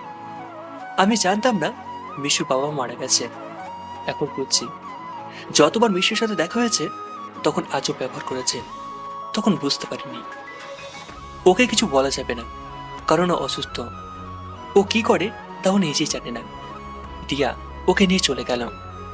কিন্তু চাচি কেন এসব করালো? তুমি এসব কেন করালে? আমি চেয়েছিলাম আমার বান্ধবীর ছেলের সাথে আমার মেয়ের বিয়ে দিতে। ওরা কত বড় লোক ছিল, কিন্তু তুমি তোমার ভাইয়ের ছেলের সাথে বিয়ে দিলে। তুমি যে ছেলেটার সাথে বিয়ে করতে চেয়েছিলে ছেলেটা ভালো ছিল না, সব খারাপ অভ্যাস ছিল ছেলেটার মধ্যে। আর সানি তার থেকেও ভালো। কত সুখে ছিল তিশা, সানিকে নিয়ে ভালো ছিল, কিন্তু তুমি নিজে তোমার মেয়ের সংসার নষ্ট করে দিলে। চাচি, আপনি এটা কেন করলেন? তুই কি আমার মেয়ের যোগ্য ছিলিস? এখন তো খুশি হয়েছো। তুমি ওদের আলাদা করতে চেয়েছিলে, করেছো। তোমার জন্য আমার মেয়েটাও বাড়ি ছেড়ে চলে গেছে। আমরা তিশাকে খোঁজার কাছে লেগে পড়লাম। চাচি এখন তার ভুলটা বুঝতে পেরেছে, কিন্তু এখন ভুল বুঝে কি লাভ? সব থেকে বড় ক্ষতি করে চাচি এখন চাচির সাথে কথা পর্যন্ত বলে না। এদিকে আমি তিশাকে খুঁজে চলেছি, কিন্তু কোথাও খুঁজে পাচ্ছি না। তাহলে কি কোনোদিনও খুঁজে পাবো না? 5 বছর পর আজও তিশাকে খুঁজে পাইনি। অভিমান করে কোথায় চলে গেছে আজও জানতে পারিনি। আজও তিশাকে আর আমাদের সন্তানকে খুঁজে চলেছি। 5 বছর আগে যেদিন তিশা আমাকে সারপ্রাইজের জন্য ডেকেছিল, সেই সারপ্রাইজটা ছিল তিশা মা হতে চলেছে। কিন্তু সেই দিন উল্টোপাল্টা হয়ে গেল। আমি খবরটা জানতে পারি তিশা চলে যাওয়ার 7 দিন পর, যখন আমি আলমারি চেক করছিলাম সেই কাগজটা ছিল। আমি পড়াশোনা শেষ করে একটা কোম্পানিতে ম্যানেজার হিসেবে আছি। সকালবেলা, মা, আমি অফিসে গেলাম। সাবধানে যাস। বেরিয়ে পড়লাম অফিসে যাওয়ার জন্য। অফিসে পৌঁছানোর পর কেবিনে বসে কাজ করছিলাম, তখন বস ডেকে পাঠালো। স্যার আপনাকে ডাকছে। ও চাচা, কেমন আছেন? ভালো। চাচা, আপনাকে না বলেছি আপনি করে বলবেন না। আমি আপনার ছেলের বয়সী, ছেলেকে কেউ আপনি করে বলে, আমার নাম ধরে ডাকবেন। সবাই স্যার ডাকতে বলে আর তুমি নাম ধরে রাখতে বলছো? আমি সবার মতো না। আচ্ছা যাই, দেখি স্যার কি বলে। আমি স্যারের রুমে গেলাম। স্যার, আসতে পারি? Yes come. ডেকেছিলেন? হ্যাঁ, আপনাকে একটা প্রজেক্টের কাছে সিলেক্ট যেতে হবে। আমি যেতে পারবো না, আপনাকে একা যেতে হবে। ওখানে অফিসের দায়িত্ব আপনার, যতদিন না প্রজেক্ট শেষ হচ্ছে। ওকে। আমি আমার কেবিনে চলে এলাম। স্যারের কথায় রাজি হয়ে গেলাম, কারণ সিলেট গেলে তিশাকে খুঁজতে পারবো। কারণ ও বলেছিল সিলেটের চা বাগান দেখার খুব ইচ্ছে, যদি ওখানে পাওয়া যায়। অফিস থেকে লাঞ্চ টাইমে ছুটি পেয়ে গেলাম, কারণ সিলেটে যাওয়ার জন্য জিনিসপত্র গোছাতে হবে। আমি বাড়ি পৌঁছে যখন কলিং বেল বাজালাম, তখন মা এসে দরজা খুলে দিল। আর অবাক হলাম, কারণ কোনোদিন আমি এত আগে আসিনি। কি রে, আজ এত তাড়াতাড়ি চলে এলি? অসুস্থ নাকি? না, গোছগাছ করতে হবে এর জন্য। মানে? আগে ভিতরে যেতে দাও, তারপর বলি। আয় ভেতরে আয়। বাবা কোথায়? একটু বাইরে গেছে, এখনই এসে পড়বে। তাহলে বাবা আসলে একসাথে বলি। আমি ফ্রেশ হয়েছি। আমি ফ্রেশ হতে চলে গেলাম। ফ্রেশ হয়ে এলাম, বাবা এসেছে। একসাথে লাঞ্চ করতে শুরু করলাম। বাবা, আমাকে অফিসের কাছে সিলেট যেতে হবে। কতদিনের জন্য? প্রায় 2 মাস। এতদিন? ভালো হয়েছে, ওখানে তিশাকে খুঁজতে পারবো। আর কতদিন খুঁজবি? যতদিন না খুঁজে পাই। জিনিসপত্র গুছিয়ে নিলাম। রাতে ছাদে বসে আকাশ দেখছি। এক সময় আমি আর তিশা একসাথে বসে আকাশ দেখতাম। তখন গ্রামে ছিলাম। গ্রামে রাতের আকাশ দেখতে অনেক সুন্দর লাগে। তিশা চলে যাবার পর আমরা শহরে আসি। গ্রামে বেশি যাওয়া হয় না, কারণ ওখানে তিশার স্মৃতিতে ভরপুর। জানি না কোথায় আছে সে, কিন্তু একদিন ঠিকই খুঁজে বের করব। রাতে ঘুম আসে না, কি করব? তিশা আমার সবকিছু নিয়ে চলে গেছে, আর আমাকে রোবট বানিয়ে দিয়ে গেছে। সকালবেলা বাসা থেকে বেরিয়ে পড়লাম এয়ারপোর্টের উদ্দেশ্যে। সেখান থেকে প্লেনে করে সিলেট যাব। এতে সময় কম লাগবে। প্লেনে ওঠার কিছু সময় পর সিলেটে পৌঁছে গেলাম। এয়ারপোর্টের বাড়ি দাঁড়িয়ে আছি। কোম্পানির গাড়ি আসার কথা, কিন্তু এখনো আসেনি। কিছু সময় পরে একটা গাড়ি এসে থামলো। গাড়ি থেকে একটা মেয়ে বেরিয়ে আসলো। সরি স্যার, দেরি হওয়ার জন্য। আপনি কে? এখানে? আমি মিতু, আর রবিন স্যার আসতে পারেননি, তাই আমাকে পাঠিয়েছেন। ও, চলেন। গাড়িতে ওঠার পর, স্যার, আপনার নামটা যেন কি? আমাকে নিতে এসেছো আর আমার নাম জানো না? মনে হচ্ছে মাথা ফাটিয়ে দিই। নাম বলতে সমস্যা কোথায়? হ্যাঁ, আমাকে বকছেন? না অফিসে চলেন। স্যার, এই মাত্র না এলেন, এখনই অফিসে যাবেন? তো সোজা অফিসে যাব। ওকে স্যার, এই অফিসে নিয়ে যাও। ড্রাইভারকে বলল। আমি অফিসে চলে এলাম। আমি অফিসে ঢুকতেই সবাই দাঁড়িয়ে গেল। হয়তো আশা করেনি। আমাকে দেখে রবিন এগিয়ে এলো। স্যার আজই চলে এলেন? আজ রেস্ট নিতে পারতেন। আমি এখানে বসে থাকার জন্য আসিনি। আমার কেবিন কোথায়? সরি স্যার, আসুন। স্যার, এটা আপনার কেবিন, আর মিস মিতু আপনার বিয়ে। যতদিন এই প্রজেক্টে কাজ করবেন আপনাকে সাহায্য করবে। ওকে, যান। প্রজেক্টের ফাইলগুলো নিয়ে আসুন। Okay sir. কিছু সময় পর মিতু ফাইল নিয়ে এলো। এই ফাইল প্রয়োজন হলে ডাকবেন। আপনার কাজে যান এখন। মিতু বাইরে ও ডেস্কে গেল। সেখানে সাথে ওর বান্ধবী নেহা কাজ করে। কিরে, নতুন স্যার কেমন? একদম রোবট, আর সব সময় রাগী ভাব নিয়ে থাকে। আমার ওনাকে দেখে ভয় লাগে। আমি আগেই জানতাম রবিন স্যার বলেছিল নতুন স্যার যে আসছেন উনি নাকি অনেক রাগী। আগে বলিসনি কেন? তোকে বলতে চেয়েছিল, তুই তো শুনিসনি। এর সাথে কাজ করব কিভাবে? এ তো রাগ দেখানো ছাড়া আর কিছুই পারে না। কি আর হবে, বেশি করলে যা হয়। আমি তো ভেবেছিলাম যা ভেবেছিলিস তার উল্টো। রবিন স্যারকে বলে আমার জায়গা অন্য কাউকে দিতে বল না। কেউ যাবে না, অফিসে ঢুকেই যা দিল তাতে কেউই রাজি হবে না। তাহলে আমি শেষ।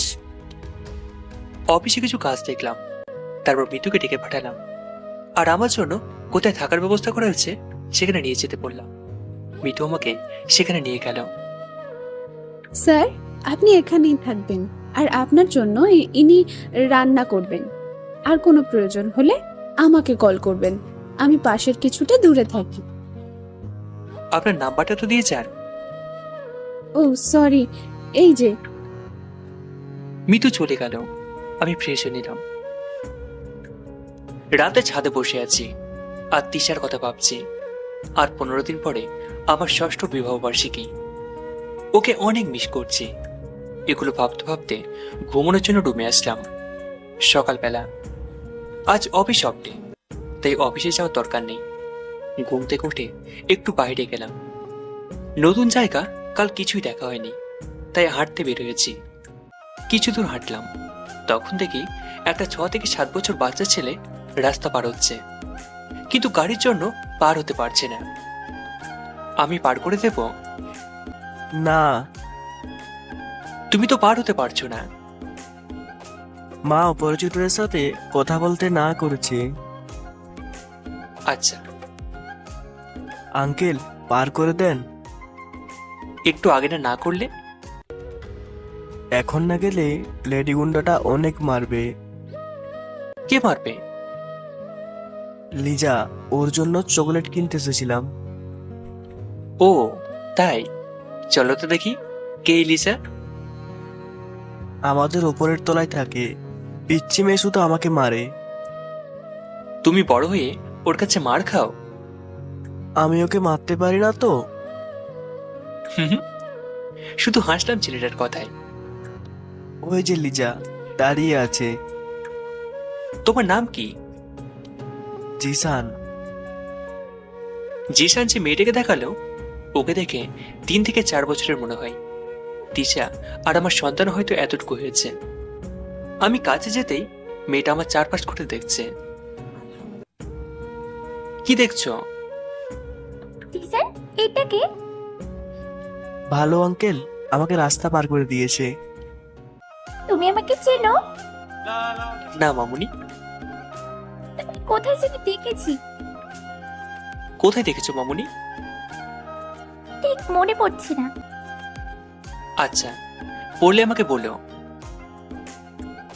তুমি কোথায় থাকো? ওই যে সামনে, ওইখানে।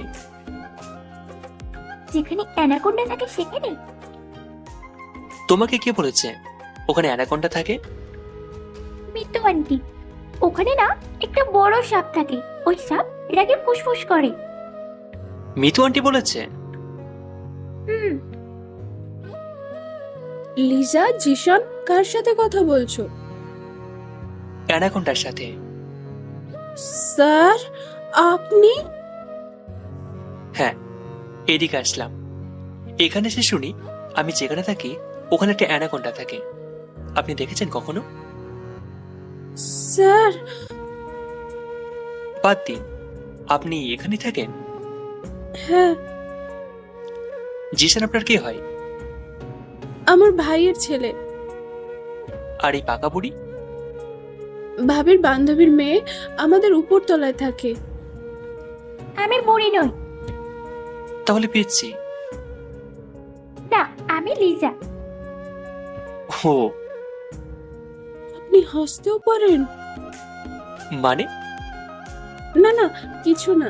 চলুন স্যার, আমার পরিবারের সবার সাথে পরিচয় করিয়ে দিই। না, অন্য একদিন। আজ আসি। আমি ওখান থেকে চলে আসলাম।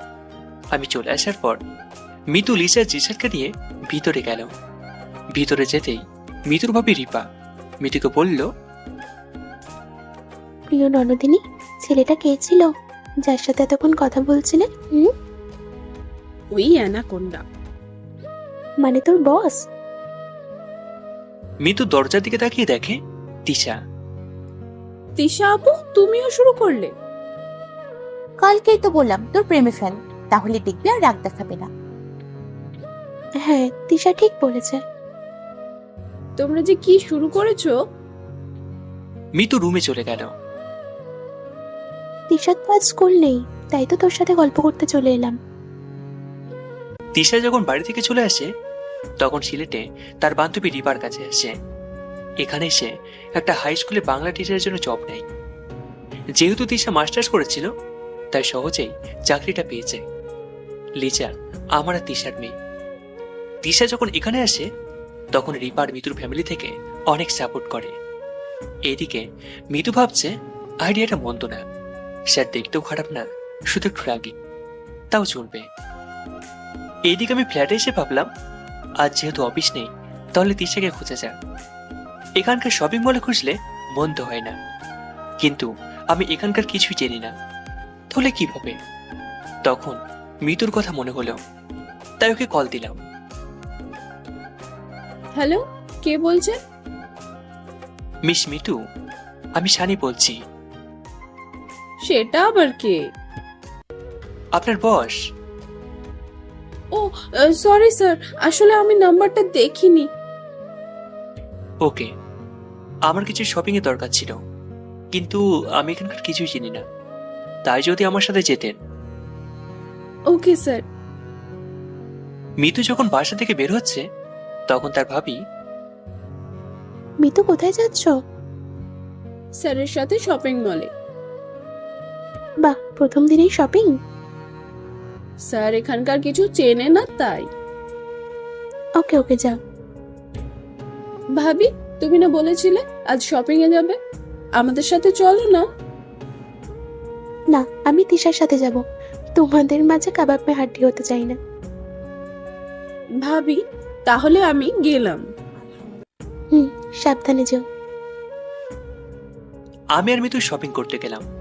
আমার উদ্দেশ্য শপিং করা না, তিশাকে খুঁজে বের করা। সারা শপিং মল খুঁজছি। মিতুর মনে মনে রাগ হচ্ছে, কিন্তু কিছু বলতে পারছে না। সেই শপিং মলে আবার তিশা রিপা শপিং করতে এসেছে, কারণ একদিন পরে জিশানের জন্মদিন, সাথে লিজা আর জিশানও আছে। শপিং করতে গেলাম আর সাথে তিশাকে খুঁজছি। কিছু প্রয়োজনীয় জিনিসপত্র কিনলাম, তারপর শাড়ি কেনার জন্য গেলাম। মিতু যখন আমার সাথে এসেছে তখন তাকে কিছু গিফট দেওয়া দরকার। মিস মিতু, একটা শাড়ি পছন্দ করে দিন তো। কেন স্যার? একজনকে গিফট করব, কোনটা দিলে ভালো হবে? এটা দিলে ভালো হবে। ওকে, চলুন। শাড়িটা কিনলাম। শপিং করা শেষে যখন বেরিয়ে যাচ্ছি তখন রিপা মানে মিতুর ভাবির সাথে দেখা। মিতু, শপিং শেষ? হ্যাঁ ভাবি। ইনি তোমার বস? হ্যাঁ স্যার, এই হচ্ছে আমার ভাবি, আর বাকিদেরকে তো চেনেনি। হ্যালো। আপনার সাথে দেখা হয়ে ভালো লাগলো। আমারও। কাল জিসানের জন্মদিন, প্লিজ আসবেন। আমি? তুমি আসবা না আঙ্কেল? তুমি না এলে কিন্তু আমি কেক কাটবো না। ওকে, আসবো। পাকা বুড়ি তোমার সাথে আসেনি? এসেছে, ওর আম্মুর সাথে আছে। উনি কোথায়? একটু ওইদিকে গেছে, একটু ওয়েট করুন, এসে যাবে।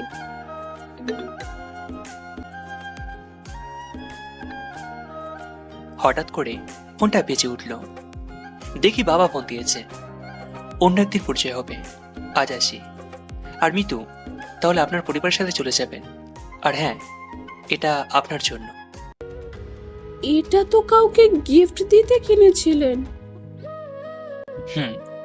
আপনার জন্য কিনেছিলাম। এখন আসি। আমি শাড়িটা দিয়ে চলে এলাম, তখন তিশা ওদের কাছে এলো। কে গিফট দিল রে? আমি তো ভেবেছিলাম স্যার হয়তো তার গার্লফ্রেন্ডের জন্য কিনেছে, কিন্তু স্যারের মনে হয় গার্লফ্রেন্ড নেই। ইয়াহু! কি হয়েছে? মিতুর বস ওকে শাড়ি গিফট করেছে। এত দূরে গিয়ে গেছে? মা, ওই আঙ্কেলকে আমি যেন আগে কোথায় দেখেছি। আজকে সকালে তো দেখেছিস। না, তার আগে। কোথায় দেখেছো মামুনি? মনে পড়ছে না। আর একটু আগে এলেই দেখা হতো। পরে একদিন দেখা করে নিব, চলো শপিং শেষ করি। ওকে চলো। গাড়িতে উঠে ফোনটা ধরলাম। হ্যালো বাবা। কেমন আছিস? ভালো আছি। নে ধর, তোর মায়ের সাথে কথা বল। কেমন আছিস? ভালো আছি মা। ঠিক মতো খাওয়া দাওয়া করছিস তো? হ্যাঁ মা, করছি। সাবধানে থাকিস। আচ্ছা মা, এখন ডাকি। ফ্ল্যাটে ফিরে এলাম। সারাদিন প্রজেক্টের ফাইলগুলো দেখলাম, আর অন্যদিকে টিচাররা শপিং করে বাসে ফিরে গেল। বাসে ফিরে যখন তিশা লিসিকে খাইয়ে দিচ্ছে, আম্মু, আমি না ওই আঙ্কেলকে আগে দেখেছি। কোথায় মামুনি? তাই তো মনে পড়ছে না। এবার কিন্তু মার খাবে। সত্যি মা, আমি দেখেছি। দুষ্টুমি, সবসময় দুষ্টুমি না, ওকে? লিসা অনেকবার বলল, কিন্তু তিশা শুনল না। কারণ লিসা সবসময় দুষ্টুমি করে, তাই এটাকেও দুষ্টুমি হিসেবে নিচ্ছে। রাত অনেক হয়েছে। প্রতিদিনকার মতো আকাশ দেখছি, আর তিশার কথাগুলো মনে করছি। সারাদিন ব্যস্ত থাকি যাতে তিশার কথা মনে না পড়ে, কিন্তু দিনের শেষে ঠিকই তিশার কথাগুলো মনে পড়ে। হাজার চাইলেও ভুলতে পারি না, কারণ ওকে যে ভীষণ ভালোবাসি। আর ওইদিকে তিশা লেচেকে ঘুম পাড়িয়ে ব্যালকনিতে বসে আছে, আর আমার ছবিটাকে দেখছে, আর মনে মনে ভাবছে, সানি কেমন আছো? হয়তো ভালো আছো। তোমাকে যে ভীষণ মিস করি। তোমার সাথে কাটানো দিনগুলো বারবার মনে পড়ে। আমি তোমার আর আমাদের ভালোবাসার স্মৃতিগুলোকে খুব সামলে রেখেছি, জানো? ওরা ভীষণ দুষ্টু, ঠিক তোমার মতো আর আমার মতো রাগী। কেন করেছিল ওই কাজ? কেন আমাদের মাঝে মিশু এসেছিল? না আসলে যে আমরা একসাথে থাকতাম। মা, এটা কার ছবি? তুমি ঘুমাওনি মামুনি? হ্যাঁ, ঘুমিয়েছিলাম। তোমাকে না পেয়ে এখানে এলাম। আসো আমার বুকে। মা, এই ছবিটা কার? তুমি প্রতিদিন এই ছবিটা দেখে কাঁদো কেন? বলো না মা। তিশা আর আটকে রাখতে পারল না। লিসা অনেকবার জানতে চেয়েছে ছবিটা কার, কিন্তু তিশা বলেনি। কিন্তু আজ আর পারল না। এটা তোমার বাবার ছবি। সত্যি? আমি বাবার কাছে যাব? হ্যাঁ মামুনি, নিয়ে যাবে তোমার বাবা এসে। তিশা ভাবছে কি করে নিয়ে যাবে। তোর বাবা হয়তো আমাকে ভুলেই গেছে, আর তোর বাবা যে একটা রাজকুমার সেটা সে জানেই না। লিসা ছবিটাকে ভালোভাবে দেখছে। ছবিটাকে দেখে চিৎকার দিল। কি হলো মামুনি? বাবা না ওই আঙ্কেলটার মতো দেখতে, শুধু ওই আঙ্কেলটা দাঁড়িয়ে আছে, আর বাবা নেই। কোন আঙ্কেল? Mitu aunty sir. ও তাই? জিসানের জন্মদিনে আসবে, তখন তোমাকে দেখাবো। ওকে চলো, আমরা এখন ঘুমাই। তিশা ভাবছে ওটা কি শানি? না না, শানি কি করে হবে? হলে তো মিশুর সাথে থাকবে। হয়তো কিছুটা ওর মতো দেখতে, তা কালই দেখা যাবে। কিন্তু লিসা বলে চোখের দেখাতে দাঁড়িয়ে আছে, আর ছবিতে নেই। আমার কাছে যে ছবিটা আছে সেটা 5 বছর আগে। এখন শানি কেমন দেখতে হয়েছে তা তো জানি না। তিশা সব চিন্তা বাদ দিয়ে ঘুমিয়ে গেল। পরের দিন মিতু আমার দেওয়া শাড়িটা পরে অফিসে এসেছে। মিতুর বান্ধবী নেহা এভাবে মিতুকে দেখে অবাক হয়ে গেল, কারণ এর আগে কোনোদিন মিতুকে শাড়ি পরতে দেখেনি। নেহা যতদূর জানে মিতু শাড়ি পরতে পছন্দ করে না। কি রে, তুই হঠাৎ শাড়ি পরে? আগে বল শাড়িটা কেমন হয়েছে? অনেক সুন্দর, কিন্তু তুই তো শাড়ি পরিস না। আজ পরেছি তো। না, তাই বললাম। কাল তোকে শপিং মলে দেখলাম, কত ডাকলাম শুনলি না। আর তোর সাথে একটা ছেলে ছিল। ও, স্যারের সাথে শপিং করতে গিয়েছিলাম। কি, তুই না বলেছিলি তোর জায়গায় অন্য একজনকে দিতে? তাহলে কাল তার সাথে শপিং করতে গেলি? স্যার এখানকার কিছু ভালোভাবে চেনে না, তাই। চেনে না, না অন্য কিছু? আরে কিছুই না। তোর মুখ দেখে তো মনে হচ্ছে না। তোকে আমি 10 বছর ধরে চিনি, তুই কেমন আচরণ করিস তা ভালো করেই জানি, কিন্তু আজ অন্যরকম মনে হচ্ছে। সত্যি করে বলতো, কারো প্রেমে টেমে পড়লি নাকি? হ্যাঁ পড়েছি, কিন্তু সে অনেক রাগী, কিন্তু সে অনেক ভালো। কে সে? আমাদের নতুন ম্যানেজার। মানে সানি স্যার? হ্যাঁ। স্যার যদি বিবাহিত হয়? যদি বিবাহিত হতো তাহলে সাথে করে ওনার বউকে নিয়ে আসতো। যদি গার্লফ্রেন্ড থাকে? আমার মনে হয় না। গার্লফ্রেন্ড থাকলে আমাকে এই শাড়িটা গিফট করতো না। তার মানে এটা স্যার দিয়েছে? হ্যাঁ। হঠাৎ করে রবিনের আগমন। কে কাকে কি গিফট দিচ্ছে? মিতুকে। আরে মিস মিতু, হঠাৎ করে আপনি শাড়ি পরে এসেছেন? এই তো একজন গিফট দিয়েছে। আমি ডেস্কে গেলাম, স্যার এসে যদি দেখে গল্প করছি তাহলে রাগ করবেন। মিতু ওখান থেকে চলে গেল। কে গিফট দিয়েছে? সানি স্যার। মানে? কাল মিতু সানি স্যারের সাথে শপিং করতে গিয়েছিল, তখন। কথাটা শুনে রবিনের উপর দিয়ে ঝড় বয়ে যাচ্ছে, কারণ রবিন মিতুকে পছন্দ করে, কিন্তু আজও বলতে পারেনি। রবিন ভাবছে মিতুকে তার মনের কথা না বলার জন্য ওকে হারিয়ে ফেলবে না তো। তখন আমি অফিসে ঢুকলাম, দেখি নেহা আর রবিন দাঁড়িয়ে কথা বলছে। কি হচ্ছে এখানে? না স্যার, কিছু না। তাহলে যে যার কাজে যান, আর মিস মিতু ফাইলগুলো নিয়ে আমার কেবিনে আসুন। Okay sir. মিতু ফাইলগুলো নিয়ে আমার কেবিনে আসলো। কেবিনে আসার পর দেখলাম মিতু আমার দেওয়া শাড়িটা পরেছে। মিস মিতু, শাড়িতে কিন্তু আপনাকে বেশ সুন্দর লাগছে। ধন্যবাদ। বাঙালি মেয়েদের শাড়িতে বেশি সুন্দর লাগে। ইতিহাসে লেখা আছে, শাড়িতে নারী আর কেশেতে বেশ। আপনার শাড়ি পছন্দ? হুম। তাহলে তো রোজ শাড়ি পরে আসবো। কিছু বললেন? না, কিছু না। আমি আর মিতু প্রজেক্টের ফাইলগুলো নিয়ে কাজ করছি, আর বাইরে রবিন কেবিনের সামনে হাঁটাহাঁটি করছে। কারণ প্রায় 2 ঘন্টা হয়ে গেছে মিতু বের হচ্ছে না। রবিন ভিতরে ঢোকার সাহস পাচ্ছে না। তখন রবিনের মাথায় একটা বুদ্ধি এলো। আমি রবিনকে বললাম, কিছু বলবেন? স্যার, প্রজেক্টের সাইড দেখতে যাবেন না? ঠিক বলেছেন, আপনি অফিসে দেখুন। আর মিস মিতু, আপনি আমার সাথে চলুন। রবিন এই চালেও ফেসে গেল, কোনো লাভ হলো না। ও ভাবছে যত তাড়াতাড়ি সম্ভব মিতুকে বলে দিতে হবে। আমি মিতুকে নিয়ে সাইড দেখতে গেলাম। গাড়িতে বসে আছি, সব গাড়ি থেমেছে, কারণ রেড লাইট চলছে। হঠাৎ তিশার মতো কাউকে দেখলাম, আর সাথে একটা বাচ্চা মেয়ে।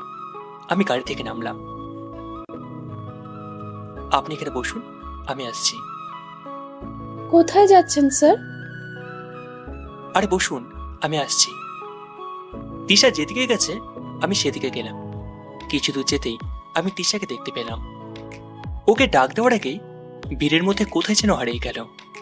আমি শিউর হলাম তিশা এই শহরে নিশ্চয় আছে। আশেপাশে কোথায় আছে, আর সাথে একটা বাচ্চা মেয়েকে দেখলাম। তার মানে ওটা আমাদের বেবি। ভিড়ের মধ্যে খুঁজলাম, কিন্তু পেলাম না। গাড়ির কাছে ফিরে এলাম। এত তাড়াহুড়ো করে কোথায় গিয়েছিলেন? কাজ ছিল, চলুন সাইডে। ওকে। মিতুর সাথে গিয়ে কাজগুলো সেরে অফিসে ফিরে গেলাম। কিছুতেই মন বসাতে পারছি না। তিশাকে যে জায়গায় দেখলাম সেখানে কেউ থাকে। ওখানে গেলে কেউ পাওয়া যাবে। তিশা যেহেতু এখানে আছে, সেহেতু নিশ্চয় কোনো একটা চাকরি করে। কিসের চাকরি করে এটা জানতে পারলে ভালো হতো। এখন ভাবছি তিশাকে দেখতে পেয়েছি। এটা বাড়িতে জানাবো নাকি নাকি একেবারে পেলে জানাবো? স্যার, বাসায় যাবেন না? হ্যাঁ, যাবো। আপনার মনে আছে তো আজ যে আপনাকে আমাদের বাসায় ইনভাইট করেছি? ভাইয়া ভাবি অনেক করে বলেছে আপনাকে নিয়ে যেতে। ওকে, আপনি চান আমি বাসায় ফিরে ফ্রেশ হয়ে তারপর আসবো। ওকে। আমি অফিস থেকে আগে শপিং করতে গেলাম, কারণ জিশানকে কিছু দিতে হবে। সাথে লিসার জন্য কিনলাম। লিসাকে কেমন যেন আপন মনে হয় ওর প্রতি এক অদৃশ্য মায়া আছে। আমার মেয়েটা হয়তো ওই রকম হয়েছে, কিন্তু আজ তোর মুখ দেখতে পারলাম না। কিন্তু খুব তাড়াতাড়ি ওকে খুঁজে বের করবো। বাসায় ফিরে ফ্রেশ হয়ে নিলাম। রেডি হয়ে যখন বের হবো, দরজার সামনে দেখি মিতু দাঁড়িয়ে আছে। আরে, আপনি এখানে? আপনার বাসায় যাচ্ছিলাম। আপনাকে নিতে এলাম। ভালো করেছেন। আসলে একা যেতে কেমন যেন লাগছিল। চলুন তাহলে। মিতুর সাথে ওর বাসায় গেলাম। সেখানে গিয়ে দেখি সুন্দর করে সাজানো হয়েছে, বেশি লোকজন নেই। মিতু ওর ভাইয়া ভাবির সাথে পরিচয় করিয়ে দিল। জিশানকে ওর গিফটটাকে দিলাম। এখন খুঁজছি ওই পাকা বুড়িকে। তখন দেখি রাজকুমারীর মতো সেজে গুটি গুটি পায়ে রিচা আসছে। হাই পাকা বুড়ি। আমি বুড়ি নই, আমি লিজা। এটা তোমার জন্য। এটা আমি কেন নিব? নিলে কি হবে? আম্মু কেউ কিছু দিলে নিতে না করেছে। কোথায় তোমার আম্মু? এই যে এখানে, আসুন পরিচয় করিয়ে দিই। মিতু, একটু ডেকে নিয়ে আয় তো। মিতু ডাকতে গেল। যখন মিতু এসেছে, সাথে যে আসে তাকে দেখে আমার হাত পা জমে গেল। কারণ ওটার কেউ না, ওটা তিশা। আমাকে তিশা দেখেনি। তিশা, এই হলো মিতুর বস। তিশা আমার দিকে তাকালো। আমাকে দেখে অনেকটা চমকে গেল। তখন হঠাৎ আমাকে দেখে তিশা যখন চলে যাবে, তখনই আমি তার হাতটা ধরি। ও আমার হাত ছাড়িয়ে নিয়ে চলে যায়। হঠাৎ করে তিশার হাত ধরাতে সবাই আমার দিকে অবাক হয়ে চেয়ে আছে। আমি ওই দিকে খেয়াল দিলাম না। আমিও তিশার পিছনে গেলাম। তিশা, দাঁড়াও, আমার কথাটা শোনো। আমার কোনো কথা না শুনে তিশা ও রুমের দরজা লাগিয়ে দিল। তিশা, প্লিজ দরজা খোলো, আমার কথাটা শোনো। না, আমি কোনো কথা শুনবো না। প্লিজ একবার শোনো। সেই দিন যা হয়েছিল তাতে আমার কোনো দোষ ছিল না। আমি কোনো কথাই শুনতে চাই না। অনেক চেষ্টার পরে খুলল না। আমি আবার মিতুদের ফ্ল্যাটে ফিরে এলাম। সবাই আমার দিকে প্রশ্ন নিয়ে তাকিয়ে আছে। আমি লিসার কাছে গেলাম। সেখানে হাঁটু কেড়ে বসে ওকে জড়িয়ে ধরে কেঁদে দিলাম। সবাই এতে আরো অনেক অবাক হলো। তুমি কাঁদছো কেন আঙ্কেল? ফিরে পাবার আনন্দে। কি? আমার রাজকুমারী আর তার মাকে। আর আমি তোমার বাবা। সত্যি? তোমাকে জানো একদম ছবির মতো দেখতে, যেটা আমার মায়ের কাছে আছে। তুমি দেখেছ? আম্মু তোমার ছবি দেখিয়ে বলেছে এটা তোমার বাবা, কিন্তু ওখানে তো দাড়ি নেই। পাখা বুড়ি, তখন তো আমার দাড়ি ছিল না। ওকে ছাড়ো। পিছনে তাকিয়ে দেখি তিশা। তিশা, তুমি এসেছো? আমি আমার মেয়েকে নিতে এসেছি। ও আমারও মেয়ে। না, লিজা শুধু আমার মেয়ে। প্লিজ তিশা, আমার কথাটা শোনো। না, কিচ্ছু শুনতে চাই না। লিজা তিশার কাছে গেল। আম্মু, এটা কি আমার বাবা? তিশা, এটা তুমি অস্বীকার করো না প্লিজ। হ্যাঁ। সত্যি? হুম। লিজা এসে আমার কোলে উঠল। বাবা, আমাকে ছেড়ে আর যাবে না তো? না মামুনি। লিজা, চলো। না, আমি বাবার সাথে থাকবো। তুমি বাবা চাও নাকি আমাকে? লিজা কি যেন ভাবলো, তারপর আমার কানে কানে বলল, বাবা, আম্মু রেগে আছে, কারোর কথা শুনবে না। আমি এখন যাই, তুমি কোথাও যেও না কিন্তু, আমি আবার আসবো। বলেই তিশার সাথে চলে গেল। তিশাকে দেখে বুঝলাম অনেক রেগে আছে। এখন কিছু করা যাবে না, কারণ ও রেগে থাকলে যে কোনো কিছু করে ফেলতে পারে। যা করার কালই করতে হবে। যা রাগ করেছে তাতে ভাঙাতে অনেক সময় লেগে যাবে। আমি এতক্ষণ খেয়াল করিনি যে আশেপাশে লোকজন আছে। সবাই অবাক হয়ে তাকিয়ে আছে আমার দিকে। এতক্ষণ যা হলো কেউ কিছু বুঝতে পারেনি। তাহলে আপনি সেই যে তিশাকে ধোকা দিয়েছেন? আমি তিশাকে ধোকা দিইনি, আমাকে মিথ্যা ছেলে ভাষণ হয়েছিল। মানে? সব বলবো, কিন্তু এখন নয়, আগে অনুষ্ঠান শেষ হোক। অনুষ্ঠান শেষ করে বাইরের লোকেরা চলে গেল। মৃত্যুর পরিবারের সবাই জানার আগ্রহ নিয়ে বসে আছে। এখন বলুন। তারপর যা যা হয়েছিল সবকিছু ওদেরকে বললাম। আচ্ছা, তাহলে এইসব হয়েছিল? হ্যাঁ। তাহলে তিশাকে বলেননি কেন? সব ভুল ভাঙানোর জন্য তাদের বাড়িতে গিয়েছিলাম, কিন্তু পাইনি। তিশা আমার উপর রাগ করে আমার বাড়ি থেকে চলে এসেছিল, কিন্তু নিজের বাড়ি থেকে কেন এসেছিল তার উত্তর আজও খুঁজে পাইনি। তিশা তো আমাকেও কিছু বলেনি, শুধু আপনার সাথে যা হয়েছিল তাই বলেছে। যা হবার তা হয়েছে। এখন ওকে যখন ফিরে পেয়েছি আর হারাতে চাই না। এবার আপনাদের সাহায্য লাগবে। কি সাহায্য? তিশা রাগ ভাঙানোর জন্য, আর সত্যিটা ওকে জানাতে হবে।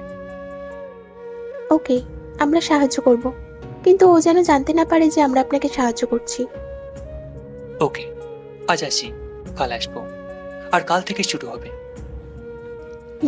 কাল সকাল 7টার আগে আসবেন। কেন? না হলে তো ওকে পাবেন না, আসলে ও একটা স্কুলের টিচার। ওকে। আমি চলে এলাম। বাসায় আসার পর বাবা মাকে ফোন করলাম। হ্যালো বাবা, তিশাকে পেয়ে গেছি। কি? হ্যাঁ। কোথায়? এই সিলেটে। তুমি তাড়াতাড়ি চাচাকে জানাও। হ্যাঁ, জানাচ্ছি। আর আমরা পরশু আসছি। আর একটা কথা, কি? যখন বাড়ি থেকে চলে এসেছিল তখনও প্রেগনেন্ট ছিল। কি? তাই? তুমি দাদা হয়েছ। আমার একটা ছোট্ট রাজকুমারী আছে। কি? আমরা খুব তাড়াতাড়ি আসছি। জানো বাবা, ওনা ভীষণ দুষ্টু। তোমরা তাড়াতাড়ি চলে এসো। ফোনটা কেটে দিলাম। আজ আমি ভীষণ খুশি। 5 বছর পর তিশাকে খুঁজে পেলাম, কিন্তু তিশা ভীষণ রেগে আছে।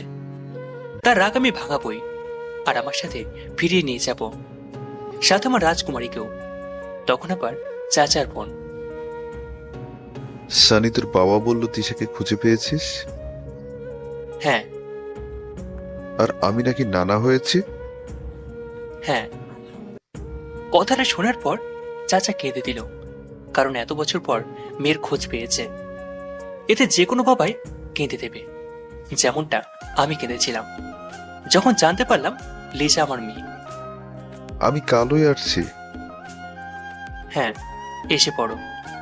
কাল থেকে শুরু হবে নতুন মিশন, তিশা রাগ ভাঙানো।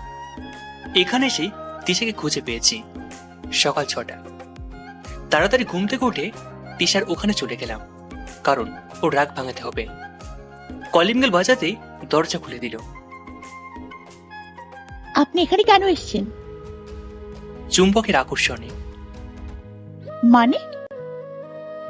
তুমি হলে চুম্বক আর আমি লোহা। তুমি আমাকে মনে মনে ডাকলে আর আমি চলে এলাম। আমি আপনাকে ডাকিনি। সত্যি তো? তাহলে তোমার মনকে জিজ্ঞাসা করো, দেখো সে কি বলে। সরো, ভিতরে যেতে দাও। তিশাকে সরিয়ে আমি ভিতরে গেলাম। ভিতরে গিয়ে দেখি আমার রাজকুমারীটা বসে খেলা করছে। আমাকে থেকে ছুটতে আসলো। বাবা, তুমি এসেছো? হ্যাঁ মামুনি। জানো, তোমাকে না অনেক মিস করেছি। ও, আমার রাজকুমারী আমাকে মিস করেছে? হ্যাঁ, জানো বাবা, আম্মু না তোমার তোমার লিজা, রুমে যাও। কেন আম্মু? যাও বলছি। থাক না এখানে। আর আপনি এখান থেকে প্লিজ চলে যান। কি আর করার, তিশা লিজেকে নিয়ে রুমে গেল। তিশাকে সবকিছু বলতে হবে, কিন্তু হঠাৎ করে কল আসলো। অফিসে কি যেন একটা সমস্যা হয়েছে, তাড়াতাড়ি যেতে হবে। তাই তিশাকে কিছু না বলে চলে আসলাম। তিশা এসে দেখে আমি চলে গেছি, এতে আরো রেগে গেল। না বলেই চলে গেছি। চলে যেতে বলেছি বলে কি চলে যেতে হবে? কোনো জোর করলো না। তোমার তো একটা অধিকার আছে, তাই না? অফিসে মিতু মন খারাপ করে বসে আছে। নেহা সেটা দেখে মিতুর কাছে আসলো। কি রে মিতু, কি হয়েছে? সবকিছু শুরু হওয়ার আগেই শেষ হয়ে গেল। মানে? স্যার বিবাহিত, আর একটা মেয়েও আছে। তুই কিভাবে জানলি? স্যার আসলে তিশা আপুর স্বামী। এতদিন ওনাদের মধ্যে সমস্যা হয়েছিল, তাই দূরে ছিলেন। মানে তুই প্রেমের আগেই ছ্যাঁকা খেলি? তখন আমি অফিসে পৌঁছাই। কি হচ্ছে এসব? আসলে স্যার, যান কাজ করুন। আর মিস মিতু, ফাইলগুলো কমপ্লিট হয়েছে? হ্যাঁ স্যার। নিয়ে আসুন তাড়াতাড়ি। আমি কেবিনে গেলাম। বসে বসে তিশাকে নিয়ে ভাবছি কি করে রাগ ভাঙানো যায়। মিতু ফাইলগুলো নিয়ে এলো, আমি চেক করলাম। করার পর যখন মিতু চলে যাচ্ছিল তখন, মিতু, জি বলুন। তিশা স্কুলের ঠিকানাটা দিতে পারবে? সরি, তুমি করে বলে ফেললাম। আপনি তুমি করে বলতে পারেন, সমস্যা নেই। আর আমি ঠিকানা দিচ্ছি। ধন্যবাদ। তুমি রবিনকে বলো অফিসের দিকটা দেখতে। Okay sir. মিতুর কাছে ঠিকানাটা নিয়ে বেরিয়ে পড়লাম। রাস্তাটা চিনতে অসুবিধে হলো না। এই রাস্তায় আগের বার তিশাকে দেখেছিলাম। আমি স্কুলের ভিতরে গেলাম। গিয়ে দেখি তিশা একটা ক্লাসে ক্লাস নিচ্ছে, আর লিজা ওই ক্লাসের বাইরে খেলা করছে। আমাকে দেখে দৌড়ে এলো। বাবা তুমি এখানে? আমার রাজকুমারীকে দেখতে ইচ্ছে হচ্ছিল, তাই চলে এলাম। এই নাও তোমার চকলেট। তুমি জানো চকলেট আমার পছন্দ। আমার মামুনির পছন্দের, আর আমি জানবো না তো কে জানবে? জানো, তোমার আম্মুরও না অনেক চকলেট পছন্দ। তাই? মামুনি, চলো তোমার আম্মুর সাথে দেখা করে আসি। যেও না, আম্মু অনেক রেগে আছে। কেন? জানি না, ওই দেখো আম্মু ওদের শাস্তি দিচ্ছে। মানে আম্মু রেগে আছে। সত্যি রেগে আছে, কারণ ওর ক্লাসের কয়েকজনকে দাঁড় করিয়ে রেখেছে। তাই ওখানে না গিয়ে হেডমাস্টারের ওখানে গেলাম। ওখানে গিয়ে আমার পরিচয় দিলাম, আর তিশাকে ডেকে দিতে বললাম। শুধু নাম বলতে নিষেধ করলাম, কারণ নাম বললে ও আসবে না। আমি ওয়েটিং রুমে বসে আছি। কিছুক্ষণ পরে তিশা এলো। তিশা আমাকে দেখেনি, কারণ আমি অন্যদিকে ঘুরে দাঁড়িয়ে আছি। হ্যালো, আমি ঘুরলাম। তুমি? হ্যাঁ, তোমাকে দেখতে এলাম। এখানে কেন এসেছেন? তিশা, একটু আগে না তুমি করে বললে, আর এখন আপনি? আমার ইচ্ছে হয়েছে তাই বলেছি। ওসব কথা বাদ দাও, আর আমার কথাটা শোনো। কি শুনবো? সেদিন যা হয়েছিল সবকিছু মিথ্যে ছিল। কি মিথ্যা? সেদিন যে হয়েছিল? হ্যাঁ, সবকিছু মিথ্যে ছিল। তা এইখানে কি করতে এসছো? তোমাকে ফিরিয়ে নিয়ে যেতে। আমি ফিরে যাব না। তিশা, সেদিন যা হয়েছিল তুমি জানো না। সবকিছু হয়েছিল আমাদেরকে আলাদা করার জন্য। আমি আর কিছুই শুনতে চাই না। প্লিজ একবার শোনো। না, আমি কিছু শুনবো না। আর যদি বেশি বাড়াবাড়ি করেন তাহলে কিন্তু আমি এইখান থেকে চলে যাব। ওকে, ওটা বাদ দাও। তুমি তো বলেছিলে যদি কখনো তোমার প্রয়োজন হয় তোমাকে ডাকতে। আজ তোমাকে আমার ভীষণ দরকার। আপনি যাবেন নাকি আমি সিকিউরিটি ডাকবো? কাউকে ডাকতে হবে না, আমি যাচ্ছি। আর এখন আমার কথা শুনছো না, একদিন এটার জন্য খুব আফসোস করবে। যা হয়েছিল সবকিছু মিথ্যা ছিল। আসি। আমি চলে এলাম। তিশাকে কিছুতে বোঝাতে পারছি না, অনেক অভিমান করে আছে। কি করে তার অভিমান ভাঙাবো সেটা ভেবে পাচ্ছি না। আজ তো চাচুর আসার কথা, আজ কিছু ভালো লাগছে না, অফিসেও যাবো না। তাই গাড়ি নিয়ে বাসার জন্য বেরিয়ে পড়লাম।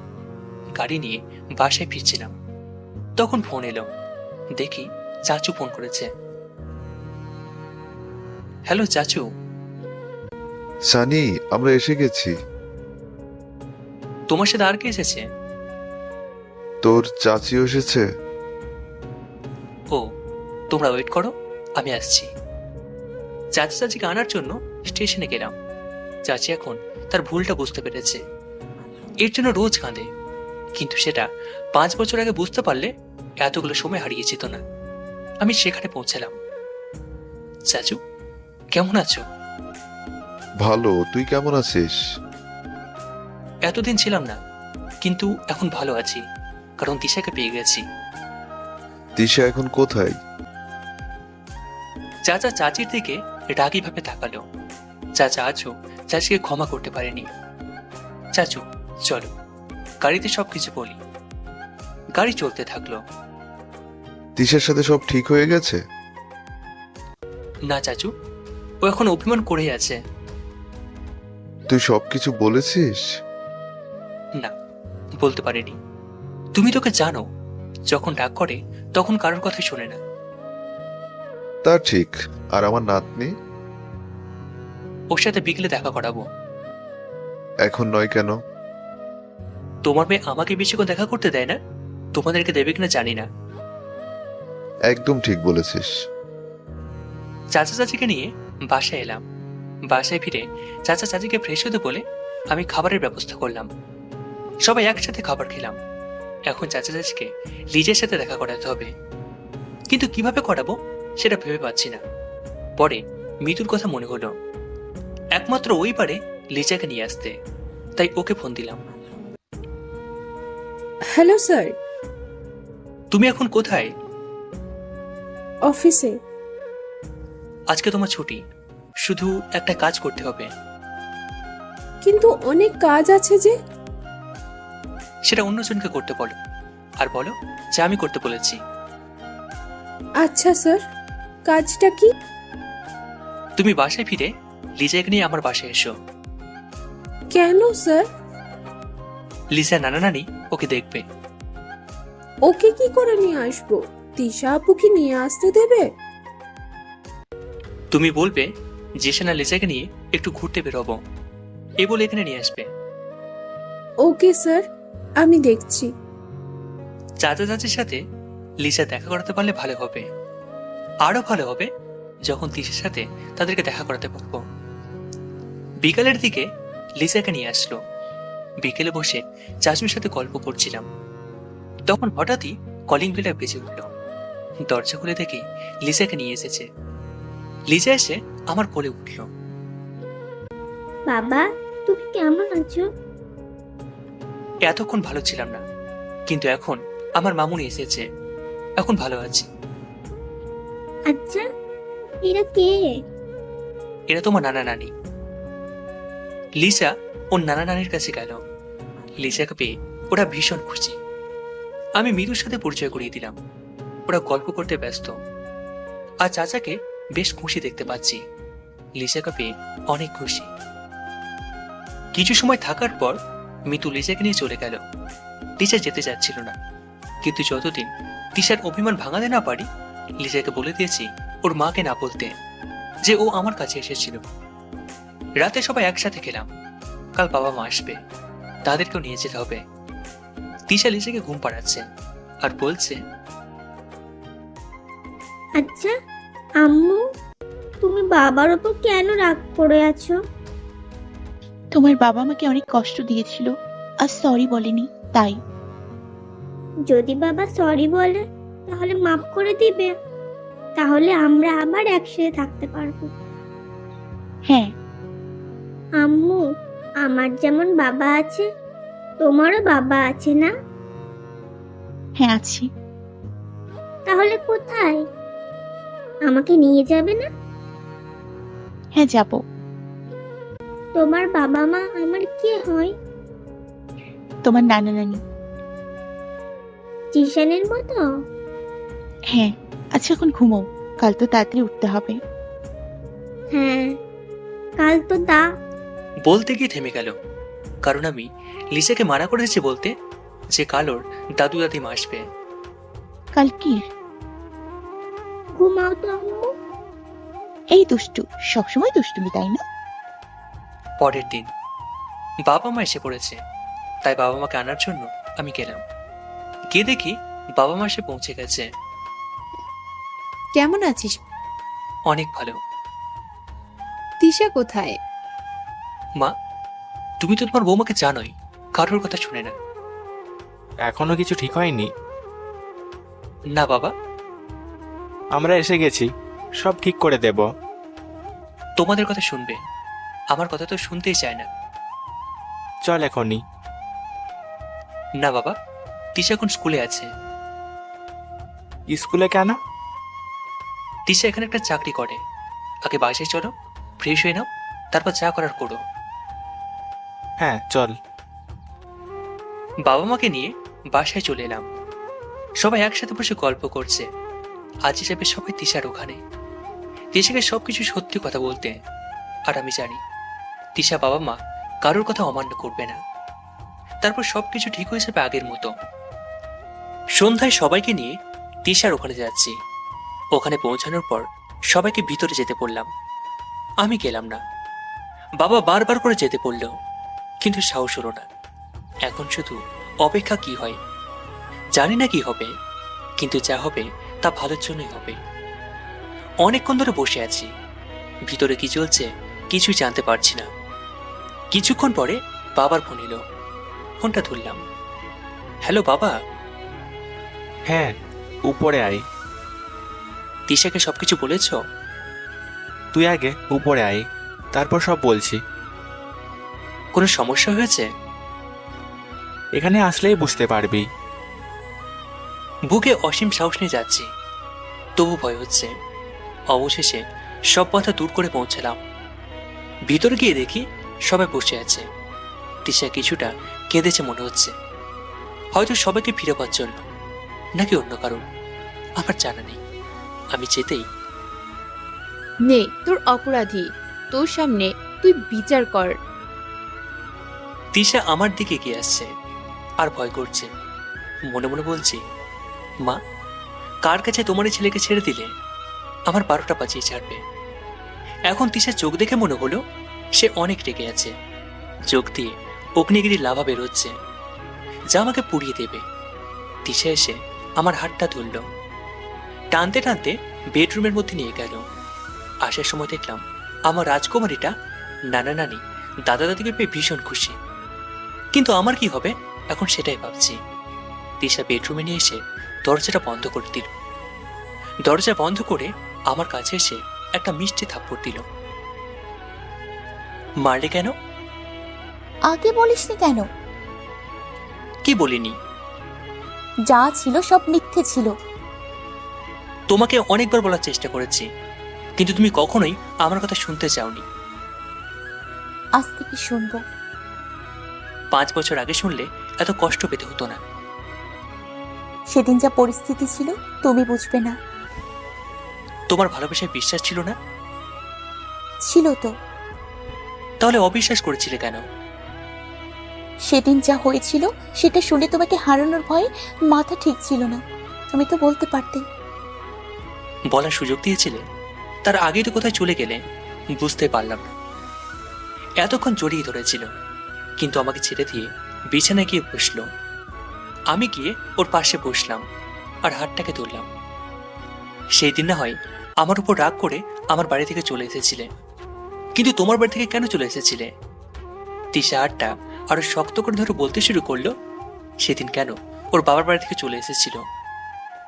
সেদিন যখন আমি বাড়ি চলে আসি তখন বাড়ির ভেতরে ঢোকার জন্য দরজার কাছে এলাম, তখন দেখি দরজা খোলা। আমি ভেতরে ঢুকে যাই। তখন মার গলার সাথে আরেকটা গলা শুনতে পাই। সেটাকে দেখার জন্য কিছুটা এগিয়ে যাই, গিয়ে দেখি সোফায় মা বসে আছে আর সাথে মিশু, আর বলছে, ধন্যবাদ আন্টি, আপনি যদি সাহায্য না করতেন তাহলে সানিকে আমি নিজে করে পেতাম না। ধন্যবাদ তো তোমাকে দেওয়া দরকার। যদি তুমি সানিকে নিজের ছেলে না ফাঁসাতে তাহলে এসব হতো না, আর আমার মেয়ের জীবন থেকে ওকে সরাতে পারতাম না। আমি চেয়েছিলাম আমার মেয়ের বিয়ে আমার বান্ধবীর ছেলের সাথে দিতে, কিন্তু তিশার বাবা তার ভাইপোর সাথেই দিয়ে দিল বিয়ে। আজ আসি তাহলে। হ্যাঁ, ওকে। যখন জানতে পারলাম মা মিশুকে সাহায্য করেছে, তখন আমি আর সহ্য করতে পারিনি, তাই আমি বাড়ি ছেড়ে চলে আসি। আমি বুঝতে পারিনি মিশুর দেখানো রিপোর্টটা মিথ্যে ছিল। মিশু বলেছিল ওর পেটে তোমার সন্তান। ও বলল আর তুমি বিশ্বাস করে নিলে? আমি তোমাকে কথা দিয়েছিলাম কেউ তোমাকে আমার কাছ থেকে কেড়ে নিতে পারবে না, সেটা ভুলে গেলে? আমি বুঝতে পারিনি, প্লিজ আমাকে ক্ষমা করে দাও। না, তোমাকে ক্ষমা করবো না, তোমার জন্য অনেক কষ্ট পেয়েছি। আমি উঠে যাচ্ছিলাম, তখন ও আমার হাতটা ধরল আর আমাকে জড়িয়ে ধরে বলল, এই 5 বছর আমি অনেক কষ্ট পেয়েছি, আর পেতে চাই না। আর কষ্ট পেলে আমি মরে যাব। আমিও ওকে জড়িয়ে ধরে বললাম, এই পাগলি, তোমার কিছু হলে আমিও যে বাঁচবো না। এখন বাইরে চলো, সবাই অপেক্ষা করছে। হ্যাঁ চলো। আমরা বাইরে এলাম, দেখি বাবা মা, চাচা চাচি সবাই আমাদের জন্য অপেক্ষা করে আছে। আমরা যেতেই, তাহলে মান অভিমান সব ঠিক হলো? দুজনে কেঁদে চোখ একদম লাল করে ফেলেছে। তোদের এই মান অভিমানের জন্য আমাদেরও কষ্ট পেতে হয়েছে। সরি বাবা। আজ থেকে আমরা আবার আগের মতো থাকবো, আর পরশু ফিরে যাব। বাবা, যাওয়া সম্ভব নয়। কেন, সমস্যা কোথায়? আসলে আমি যে কাজের জন্য এসেছিলাম সেটা শেষ করতে আরো কয়েকদিন সময় লাগবে, আর টিচারও স্কুল আছে, এখান থেকে বদলি হতে কিছুটা সময় লাগবে। হ্যাঁ মা, ভাবছি চাকরিটা ছেড়ে দেব। কেন? এতদিন তুমি ছিলে না, নিজের চলার জন্য চাকরিটা করতাম, কিন্তু এখন তুমি আছো, তুমি চাকরি করো, তাহলে আমি কেন করব? তাহলে তুমি কি করবে? সংসারের কাজ করব, তোমাকে ঘুম থেকে তুলে অফিসে পাঠাবো, আর সারাদিন মায়ের সাথে আড্ডা দিব। ঠিক বলেছিস, অনেকদিন ধরে শাশুড়ি বৌমা মিলে আড্ডা দিই না, এখন থেকে রোজ দিব। যাক, স্কুলে ছোট ছোট বাচ্চাগুলো তোমার পানিশমেন্ট থেকে বেঁচে যাবে। কি বললে তুমি? তুমি যেভাবে তোমার শিক্ষার্থীদের ক্লাসে দাঁড় করিয়ে রাখো সেটা থেকে বেঁচে যাবে। দাঁড়াও, তোমাকে আমি। অনেকদিন পরে এক হয়ে আবার ঝগড়া, এখন বন্ধ করো এইসব। মা বলল তাই ছেড়ে দিলাম। আমরা সবাই কথা বলছিলাম, কিন্তু চাচি চুপ করে বসেছিল। হয়তো চাচির সাথে তিশা এখনো কথা বলেনি, হয়তো এখনো তার উপর রাগ করে আছে। কিন্তু আমি সবকিছু ঠিক করে দেব, মা মেয়েকে আবার মিলিয়ে দেব। তিশাকে এটা বোঝাতে হবে চাচি ওনার ভুল বুঝতে পেরেছে, এর জন্য তিনি অনুতপ্ত। কি হলো, কোথায় হারিয়ে গেলে? হ্যাঁ শানি, শোন, তুই হোটেল থেকে খাবারের অর্ডার কর, আমরা সবাই আজ একসাথে খাবো। ঠিক বলেছ, অনেক কদিন ধরে সবাই একসাথে খায় না। তাহলে যা, সবার জন্য খাবার নিয়ে আয়। ওকে, আমি নিয়ে আসছি। বাবা, আমার জন্য অনেকগুলো চকলেট আনবেন। আচ্ছা মামুনি, অনেকগুলো নিয়ে আসবো। আমি সবার জন্য খাবার আনতে গেলাম, সবার পছন্দের খাবারগুলো নিয়ে ফিরছি। তখন মনে হলো লিসার চকলেট নেওয়া হয়নি, সাথে তিশার জন্য নেব, কারণ লিসার মতো তিশারও চকলেট অনেক পছন্দ। মামি ঠিক একরকম হয়েছে, তাই চকলেট নেওয়ার জন্য একটা দোকানে গেলাম। সেখানে গিয়ে দেখি রবিনও আছে। আমাকে দেখে, আর স্যার, আপনিও তো রাতে এখানে? বেশি রাত হয়নি, মাত্র 10টা বাজে। এখানে এসেছিলাম বাড়ির সবার জন্য খাবার নিতে। আমি দোকানদারকে চকলেট দিতে বললাম, সেটা দেখে রবিন জানতে চাইলো, স্যার চকলেট কার জন্য? আমার মেয়ের জন্য। আপনার মেয়ে আছে? হ্যাঁ। আগে তো বলেননি। তার মানে আপনি বিবাহিত? রবিন, কেন প্রশ্ন করো? বিবাহিত বলে তো মেয়ে আছে। যাক, ভালো হলো, মিতুকে আবার মনের কথা বলতে পারবো। স্যার, আপনার মেয়ের বয়স কত? প্রায় 4 বছর। তার মানে আপনি অনেক আগে বিয়ে করেছেন? যখন এটা দ্বিতীয় বর্ষে ছিলাম তখন। এত আগে? আজ আসি, বাকিটা না হয় পরেই বলবো। আমি চলে এলাম। রবিন যখন জানতে পেরেছে আমি বিবাহিত তখন সে খুশি হয়েছে। কারণটা আমি বুঝতে পেরেছি। আমি বুঝতে পারছি রবিন মিতুকে পছন্দ করে। কারণ মিতু যতক্ষণ আমার কেবিনে থাকে রবিন বাইরে বারবার ঘোরাঘুরি করে। যতক্ষণ না মিতু বের হয়। খাবার নিয়ে পৌঁছে গেলাম। গিয়ে কলিং বেল বাজাতেই তিশা এসে দরজা খুলে দিল।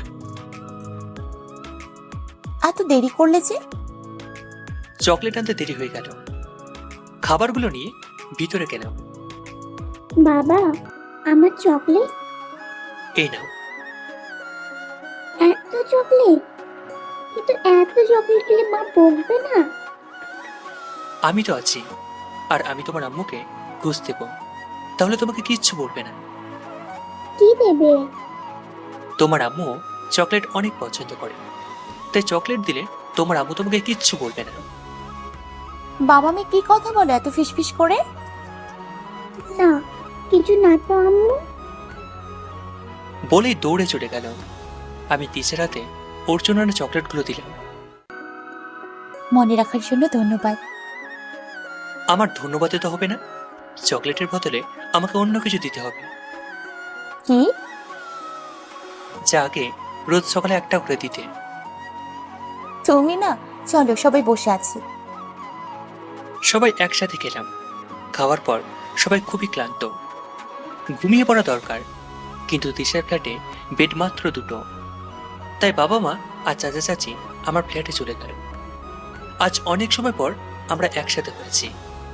লিসা ঘুমিয়ে গেছে, ওকে বিছানা শুয়ে আমরা বারান্দার ব্যালকনিতে বসে আছি। বসে আছি বললে ভুল হবে, ব্যালকনিতে বসে থাকার জন্য যে জায়গাটা আছে সেটা আরামে ঘুমানোর চাপে। তাই আমি কিছুটা শুয়ে আছি, আর তিশা আমার বুকের উপর মাথা রেখে শুয়ে আছে, আর আমরা গল্প করছি। তুমি চাচিকে এখন মাফ করতে পারোনি? যা হয়েছিল সব তো মার জন্যই হয়েছিল। যা হয়েছে সব আমাদের ভাগ্যে ছিল। চাচি ওনার কাছে অনুতপ্ত।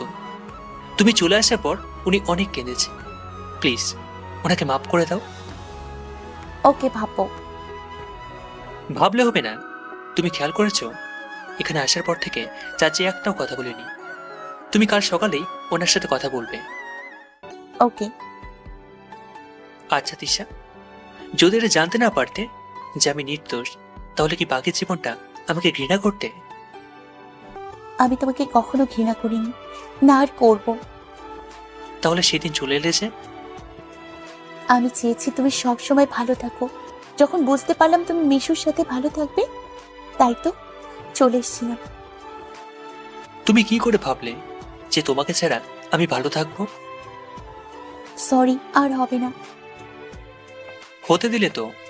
এখন যদি বাড়ি থেকে বেরোতে চাও তাহলে তোমাকে বেঁধে রাখবো। তাই করো। জানো তো, রাগ হলে মাথা ঠিক থাকে না, এর জন্য কত সময় নষ্ট হয়ে গেল। জানো, এতগুলো সময় তোমাকে কত খুঁজেছি। যখন অফিস থেকে সিলেটে আসার কথা হলো তখন মনে হলো তোমাকে এখানে পাবো। কি করে? তোমার মনে আছে তুমি বলেছিলে সিলেটের চা বাগান দেখার তোমার খুবই ইচ্ছে? হ্যাঁ। তখনই মনে হলো এখানে তোমাকে পেতে পারি, আর দেখাটা এখানে পেয়ে গেলাম। অনেক রাত হয়ে গেছে, ঘুমোতে হবে। হ্যাঁ, ঠিক বলেছ। অনেক দিন ধরে তোমার বুকে মাথা রেখে ঘুমাই না, আজ ঘুমোবো।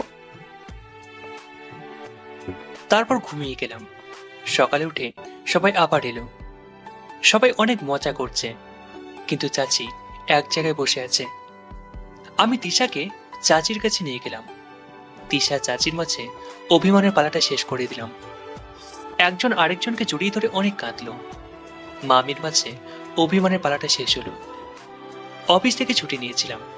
পরিবারের সবাই একসাথে অনেক মজা করলাম। আমাদের সাথে মিতুর পরিবারও যোগ দিয়েছিল। বিকেলে আমি আর তিশা ঘুরতে বের হয়েছি। লিসা আসেনি, ওর দাদা দাদি নানা নানির সাথে আছে। লিসা এদেরকে পেয়ে আমাকে আর তিশাকে প্রায় ভুলেই গেছে। সন্ধ্যায় বাসায় ফিরে এলাম। আজ আমি আর তিশা একসাথে। লিসা ওর দাদা দাদির কাছে ঘুমিয়েছে। অনেকদিন পরে তিশা আর আমি একসাথে সময় কাটাচ্ছি, কিন্তু তিশা আমার উপর রাগ করে আছে। কিছুতেই বোঝাতে পারছি না। ব্যালকনিতে দাঁড়িয়েছিল। আমি গিয়ে ওকে পিছন থেকে জড়িয়ে ধরলাম। কি হয়েছে তোমার?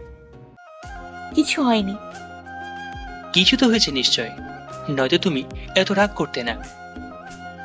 তুমি মিতুকে শাড়ি গিফট করেছিলে না? হ্যাঁ, তো সে তো তোমার প্রেমে হাবুডুবু খাচ্ছে। মানে কেন? তুমি যে মিতুর বস ছিলে সেটা আমি জানতাম না। মিতু বলেছিল ওর বস খুব রাগী, তার জন্য আমি বুদ্ধি দিয়েছিলাম বসকে ওর প্রেমে ফেলতে, আর তাহলেও বেঁচে যাবে। কিন্তু তুমি ছাড়া আজ পর্যন্ত কারোর প্রেমে পড়িনি। সত্যি তো? হ্যাঁ, কিন্তু মৃদু মেয়েটা দেখতে অনেক সুন্দর। কি বললে? যদি কোনো মেয়ের দিকে তাকাও তাহলে চোখ তুলে নেব। তাহলে তুমি আইডিয়াটা কেন দিয়েছিলে? আমি জানতাম না কি ওটা তুমি ছিলে। ও তাই? চলো ঘুমিয়ে যাই। আজ ঘুমোতে ইচ্ছে হচ্ছে না। তাহলে কি করবে? এত বছর পরেও তোমাকে বোঝাতে হবে? বুঝিয়ে দিলে ভালো হয়। তাহলে বুঝিয়ে দিই। তিশাকে কোলে তুলে নিলাম, বিছানা নিয়ে শুয়ে দিলাম। তারপর বাকিটা ইতিহাস। সকালবেলা তিশার ডাকে ঘুম থেকে উঠলাম। আজ বাবা মা চাচা চাচিকে চলে যেতে হবে। আমরা কয়েকদিন পরে যাব, তাই সবাইকে ট্রেনে তুলে দিয়ে তিশা লিজেকে স্কুলে নামিয়ে দিয়ে আমি অফিসে গেলাম। অফিসের কাজ করছি। একটা প্রয়োজনে আমি রবিনের কেবিনে যাচ্ছি। কেবিনে ঢোকার সময় দেখলাম রবিন প্রপোজ করা রিহার্সাল করছে। মিস্টার রবিন, এভাবে রিহার্সাল না করে মিস মিতুকে সরাসরি বলে দিন না। স্যার আপনি? হ্যাঁ, আপনার কাছে প্রয়োজন ছিল, তাই আপনার কেবিনে আসলাম। আমাকে ডাকলেই পারতেন, আমি আপনার কেবিনে আসতাম। আমি যা বলছি তাই করেন। কি স্যার? ওই মিস মিতুকে আপনার মনের কথা, যা অনেকদিন ধরে বলার চেষ্টা করছেন। না স্যার, ওইসব কিছুই না। মিস্টার রবিন, আমি ওই সময় পার করে এসেছি, তাই অন্যের হাবভাব দেখলেই বুঝতে পারি। সত্যি বলে দেবো? হ্যাঁ, বলে দিন। দেরি হয়ে গেলে পস্তাতে হবে। কিন্তু স্যার আপনাকে দেখে আগে রাগই মনে করেছিলাম, কিন্তু আপনি তো বেশ মিশুক। আমি কাজে ফাঁকি দিলে রাগ দেখাই, না দিলে নয়। আপনাকে যে কাজ দিয়েছিলাম পুরোটা করেছেন? হ্যাঁ স্যার। ওকে, গুড। ওগুলো নিয়ে আসুন। অফিস শেষ করে তিশা লিজেকে আনতে গেলাম। সেখানে তিশা আমাকে বাকি টিচারগুলোর সাথে পরিচয় করিয়ে দিল। ফেরার সময় লিজা বায়না তুলে ঘুরতে যাবে, তাই আমরা একটা পার্কে ঘুরতে গেলাম। আমি আর তিশা ঘাসের উপর বসে আছি। তিশা আমার কাঁধে মাথা রেখে আছে, আর আমাদের মেয়ে লিজা আমার কোলে মাথা রেখে শুয়ে আছে। এই মুহূর্তটাকে খুব এনজয় করছি। জীবন থেকে অনেক সময় চলে গেছে এই মানব অভিমান নিয়ে। আর সময় নষ্ট করতে চাই না, বাকিটা জীবন সবার সাথে কাটিয়ে দিতে চাই। আমরা বসে বসে কথা বলছি, তখন দেখি রবিন আর মিতু পার্কে এসেছে, আর রবিন মিতুকে প্রবেশ করার প্রস্তুতি নিচ্ছে। তিশা, চলো। কোথায় যাবে? চলো না, গেলেই বুঝতে পারবে। আমরা ওই জায়গায় গেলাম। আমি তিশাকে দেখালাম রবিন মিতুকে প্রপোজ করছে। মিতু মিতু মেনে নে, বেচারা কত কষ্ট করে প্রপোজ করলো। আপু তুমি? হ্যাঁ, ঘুরতে এসেছিলাম, দেখলাম ছেলেটা তোকে প্রপোজ করছে, তাই দেখতে এলাম। ছেলেটা কে? রবিন। তুমি জানো কিভাবে? স্যার আপনি এখানে? আমি তিশাকে বললাম ঠিক এইভাবে। মানে? এরা আমার অফিসে কাজ করে। তার মানে কতদিন ধরে চলছে এসব? আগে শুরু তো হতে দাও। আমি সাহস না দিলে রবিন আজও বলতে পারতো না। তার মানে অফিসের কাজ বাদ দিয়ে লাভ গুরুর কাজ করছো? আরে না, শুধু ওদের ট্যাম। আর মিতু তোমাকে অনেক দিন ধরে পছন্দ করে, বলার চেষ্টাও করেছে, কিন্তু বলতে পারেনি। তাই বেচারাকে গ্রহণ করে নাও। রবিন আর মিতুর ব্যাপারটা শেষ করে আমরা ফিরে এলাম। কয়েকদিনের মধ্যে আমাদের সব কাজ শেষ করে নিলাম। তিশা ওর চাকরি থেকে রিজাইন করে নিয়েছে। আমি বলেছিলাম চাকরিটা করতে, কিন্তু করলো না। এবার পালা বাড়ি ফেরা। রবিন আর মিতুর বিয়ে ঠিক হয়েছে, খুব তাড়াতাড়ি ওদের বিয়ে। এখানে আবার আসতে হবে ওদের বিয়েতে। মিতুর পরিবারের সবার কাছে বিদায় নিয়ে চলে এলাম স্টেশনে। আমি ফ্লাইটে যেতে চেয়েছিলাম, কিন্তু তিশার ইচ্ছা সে ট্রেনে করে যাবে। আমরা পাড়ি দিলাম আসল ঠিকানায়, যেখান থেকে আমাদের গল্পটা শুরু হয়েছিল। আমার না কেমন লাগছে। কেমন লাগছে? এই 5 বছর পর বাড়ি ফিরছি, সবকিছু বদলে গেছে। আমি কি মানিয়ে নিতে পারবো? সময়ের সাথে কিছুটা পরিবর্তন তো হবেই, কিন্তু আমাদের বাড়িটা ঠিক আগের মতোই আছে। আচ্ছা, আমরা এখন কোথায় যাব? গ্রামের বাড়িতে। ওখানে কিছুদিন থাকবো, তারপর শহরে ফিরে আসতে হবে। কেন? আগে তো গ্রামেই থাকতাম। আরে আমার চাকরি আছে না, আর শহরে থাকার জন্য একটা ফ্ল্যাট কিনেছি, যেমনটা ঠিক তুমি চেয়েছিলে। ও তাই? তিশা আমার কাঁধে মাথা রেখে ঘুমিয়ে গেছে, আর লিসা তো অনেক আগে ঘুমিয়ে গেছে। আজ আমিও অনেক খুশি, যা হারিয়েছিলাম সব ফিরে পেয়েছি। আর কিছু হারাতে দেব না। অনেক সময় পর আমরা স্টেশনে এসে পৌঁছলাম। তিশাকে লিসাকে নামালাম। বাড়ির সবাই এসেছে আমাদেরকে নিতে। আমরা সবাই গ্রামের বাড়ির উদ্দেশ্যে রওনা দিলাম। অনেকদিন পরে আমি গ্রামে এলাম। তিশা চলে আসার পর গ্রামে মাত্র 2 বার এসেছিলাম, আর আসা হয়নি।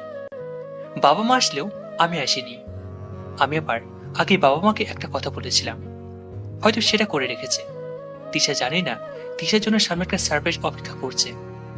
হয়তো সেটা দেখলে সে চমকে যাবে। শুধু সময়ের অপেক্ষা। অবশেষে গ্রামের বাড়ি পৌঁছে গেলাম। আমরা গাড়ি থেকে নামার পর তিশা চমকে গেল। এসব কি? বুঝতে পারবে, আগে ভিতরে চলো। বলো না। আগে ভিতরে চলো, গেলে দেখতে পারবো। আমরা সবাই ভিতরে গেলাম। তিশা বাড়ির ভিতরে ঢুকে অবাক হয়ে গেল। পুরো বাড়িটা সাজানো, মনে হচ্ছে কোনো বিয়ে বাড়ি।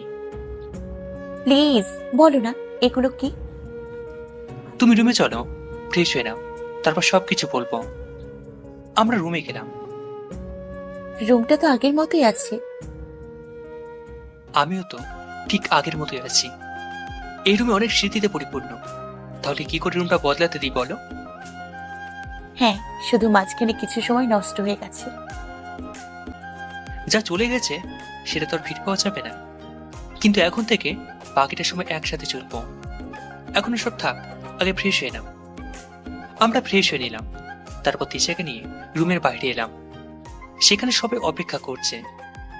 তিশা, তুমি এতক্ষণ জানতে চাইছিলে না যে এসব কি? হ্যাঁ। আজ কত তারিখ তোমার মনে আছে? তিশা আমার দিকে তাকালো। তুমি মনে ভুলে গেছো। তিশার মন খারাপ হয়ে গেল। তিশা কিভাবে আমার বিবাহ বার্ষিকী বলতে পারে? তিশা আমার দিকে এগিয়ে এলো আর আমার হাতটা ধরলো আর বলল, তোমার সাথে কাটানো একটা মিনিটও ভুলিনি, তাহলে এটা কি করে বলবো? তাহলে আজ কি? আমাদের বিবাহ বার্ষিকী। এইভাবে আর কতক্ষণ মুভি দেখবো? আমি আর তিশা তাকিয়ে দেখি দিয়া আর মিশু। মিশুকে দেখার পর তিশার হাসি মুখটা নিমেষেই কালো হয়ে গেল, আর আমার হাতটা শক্ত করে ধরল। মনে হচ্ছে কেউ আমাকে ছিনিয়ে নিয়ে যাবে। মিশু আমাদের কাছে এলো। তিশা আপু, আমি যা করেছি এতে হয়তো তুমি আমাকে ক্ষমা করবে না। আসলে বাবা মাকে হারানোর পর আমি কি করেছি তা আমি নিজেই জানি না। তিশা, ওকে ক্ষমা করে দে। আসলে তখন ওর মানসিক অবস্থা ভালো ছিল না। 4 বছর মানসিক হাসপাতালে ছিল। প্রায় 1 বছর আগে সুস্থ হয়েছে। সেই দিন যা করেছিল ও নিজেই জানে না। সুস্থ হওয়ার পর যখন জানতে পারলো তখন থেকে ও অনুতপ্ত। আমি জানতাম না ওর জীবনে এত কিছু ঘটেছে। এতদিন ওকে ক্ষমা করতে পারিনি, কিন্তু আজ সব জানার পর ওকে ক্ষমা করে দিলাম। ক্ষমার পর্ব তাহলে শেষ, এখন কেকটা কাটা যাক। তারপর আমরা সবাই অনেক আনন্দ করলাম, জীবনে যা হারিয়েছিলাম সবকিছু ফিরে পাবার আনন্দ। রাতে সেই বাগানে বসে আছি যেখানে আমি আর তিশা বসে বসে চাঁদ দেখতাম। কিছুক্ষণ পরে তিশা এসে আমার পাশে বসলো আর আমার কাঁধে মাথা রাখলো আর বলল, তোমার মনে আছে আগে আমরা কাটিয়েছি? তুমি যখন কিছু বলোনি তাহলে আমি ভুলবো কি করে? বাড়ির সব ঠিক আছে, শুধু এই বাগানের ফুল গাছগুলো শুকিয়ে গেছে। এদের যত্ন নেওয়ার মানুষটা এতদিন ছিল না তো, তাই ওরা রাগ করেছে। তোমার মজা করার অভ্যাসটা এখনো যায়নি। কথায় আছে না, অভ্যাস মানুষের দাস। এত তাড়াতাড়ি বদলায় কি করে? বদলাতে তো বলিনি, আমি চাই তুমি সারা জীবন এভাবেই থাকো। ঘুমাতে যাবে না? অনেকদিন পরে এভাবে বসে আছি, ইচ্ছে হচ্ছে না ঘুমোতে। তাহলে এইভাবে সারা রাত গল্প করা যাক। আজ সব অভিমান শেষ হয়েছে, নতুন পথ চলা শুরু হয়েছে, আর থামতে চায় না। দোয়া করবেন আমাদের ভালোবাসা যেন এরকমই থাকে। হাই বন্ধুরা, গল্পটা কেমন লাগলো অবশ্যই কমেন্ট করে জানাবেন। আর যারা এখনো চ্যানেলটিকে সাবস্ক্রাইব করেনি তারা অবশ্যই চ্যানেলটি সাবস্ক্রাইব করে রাখুন।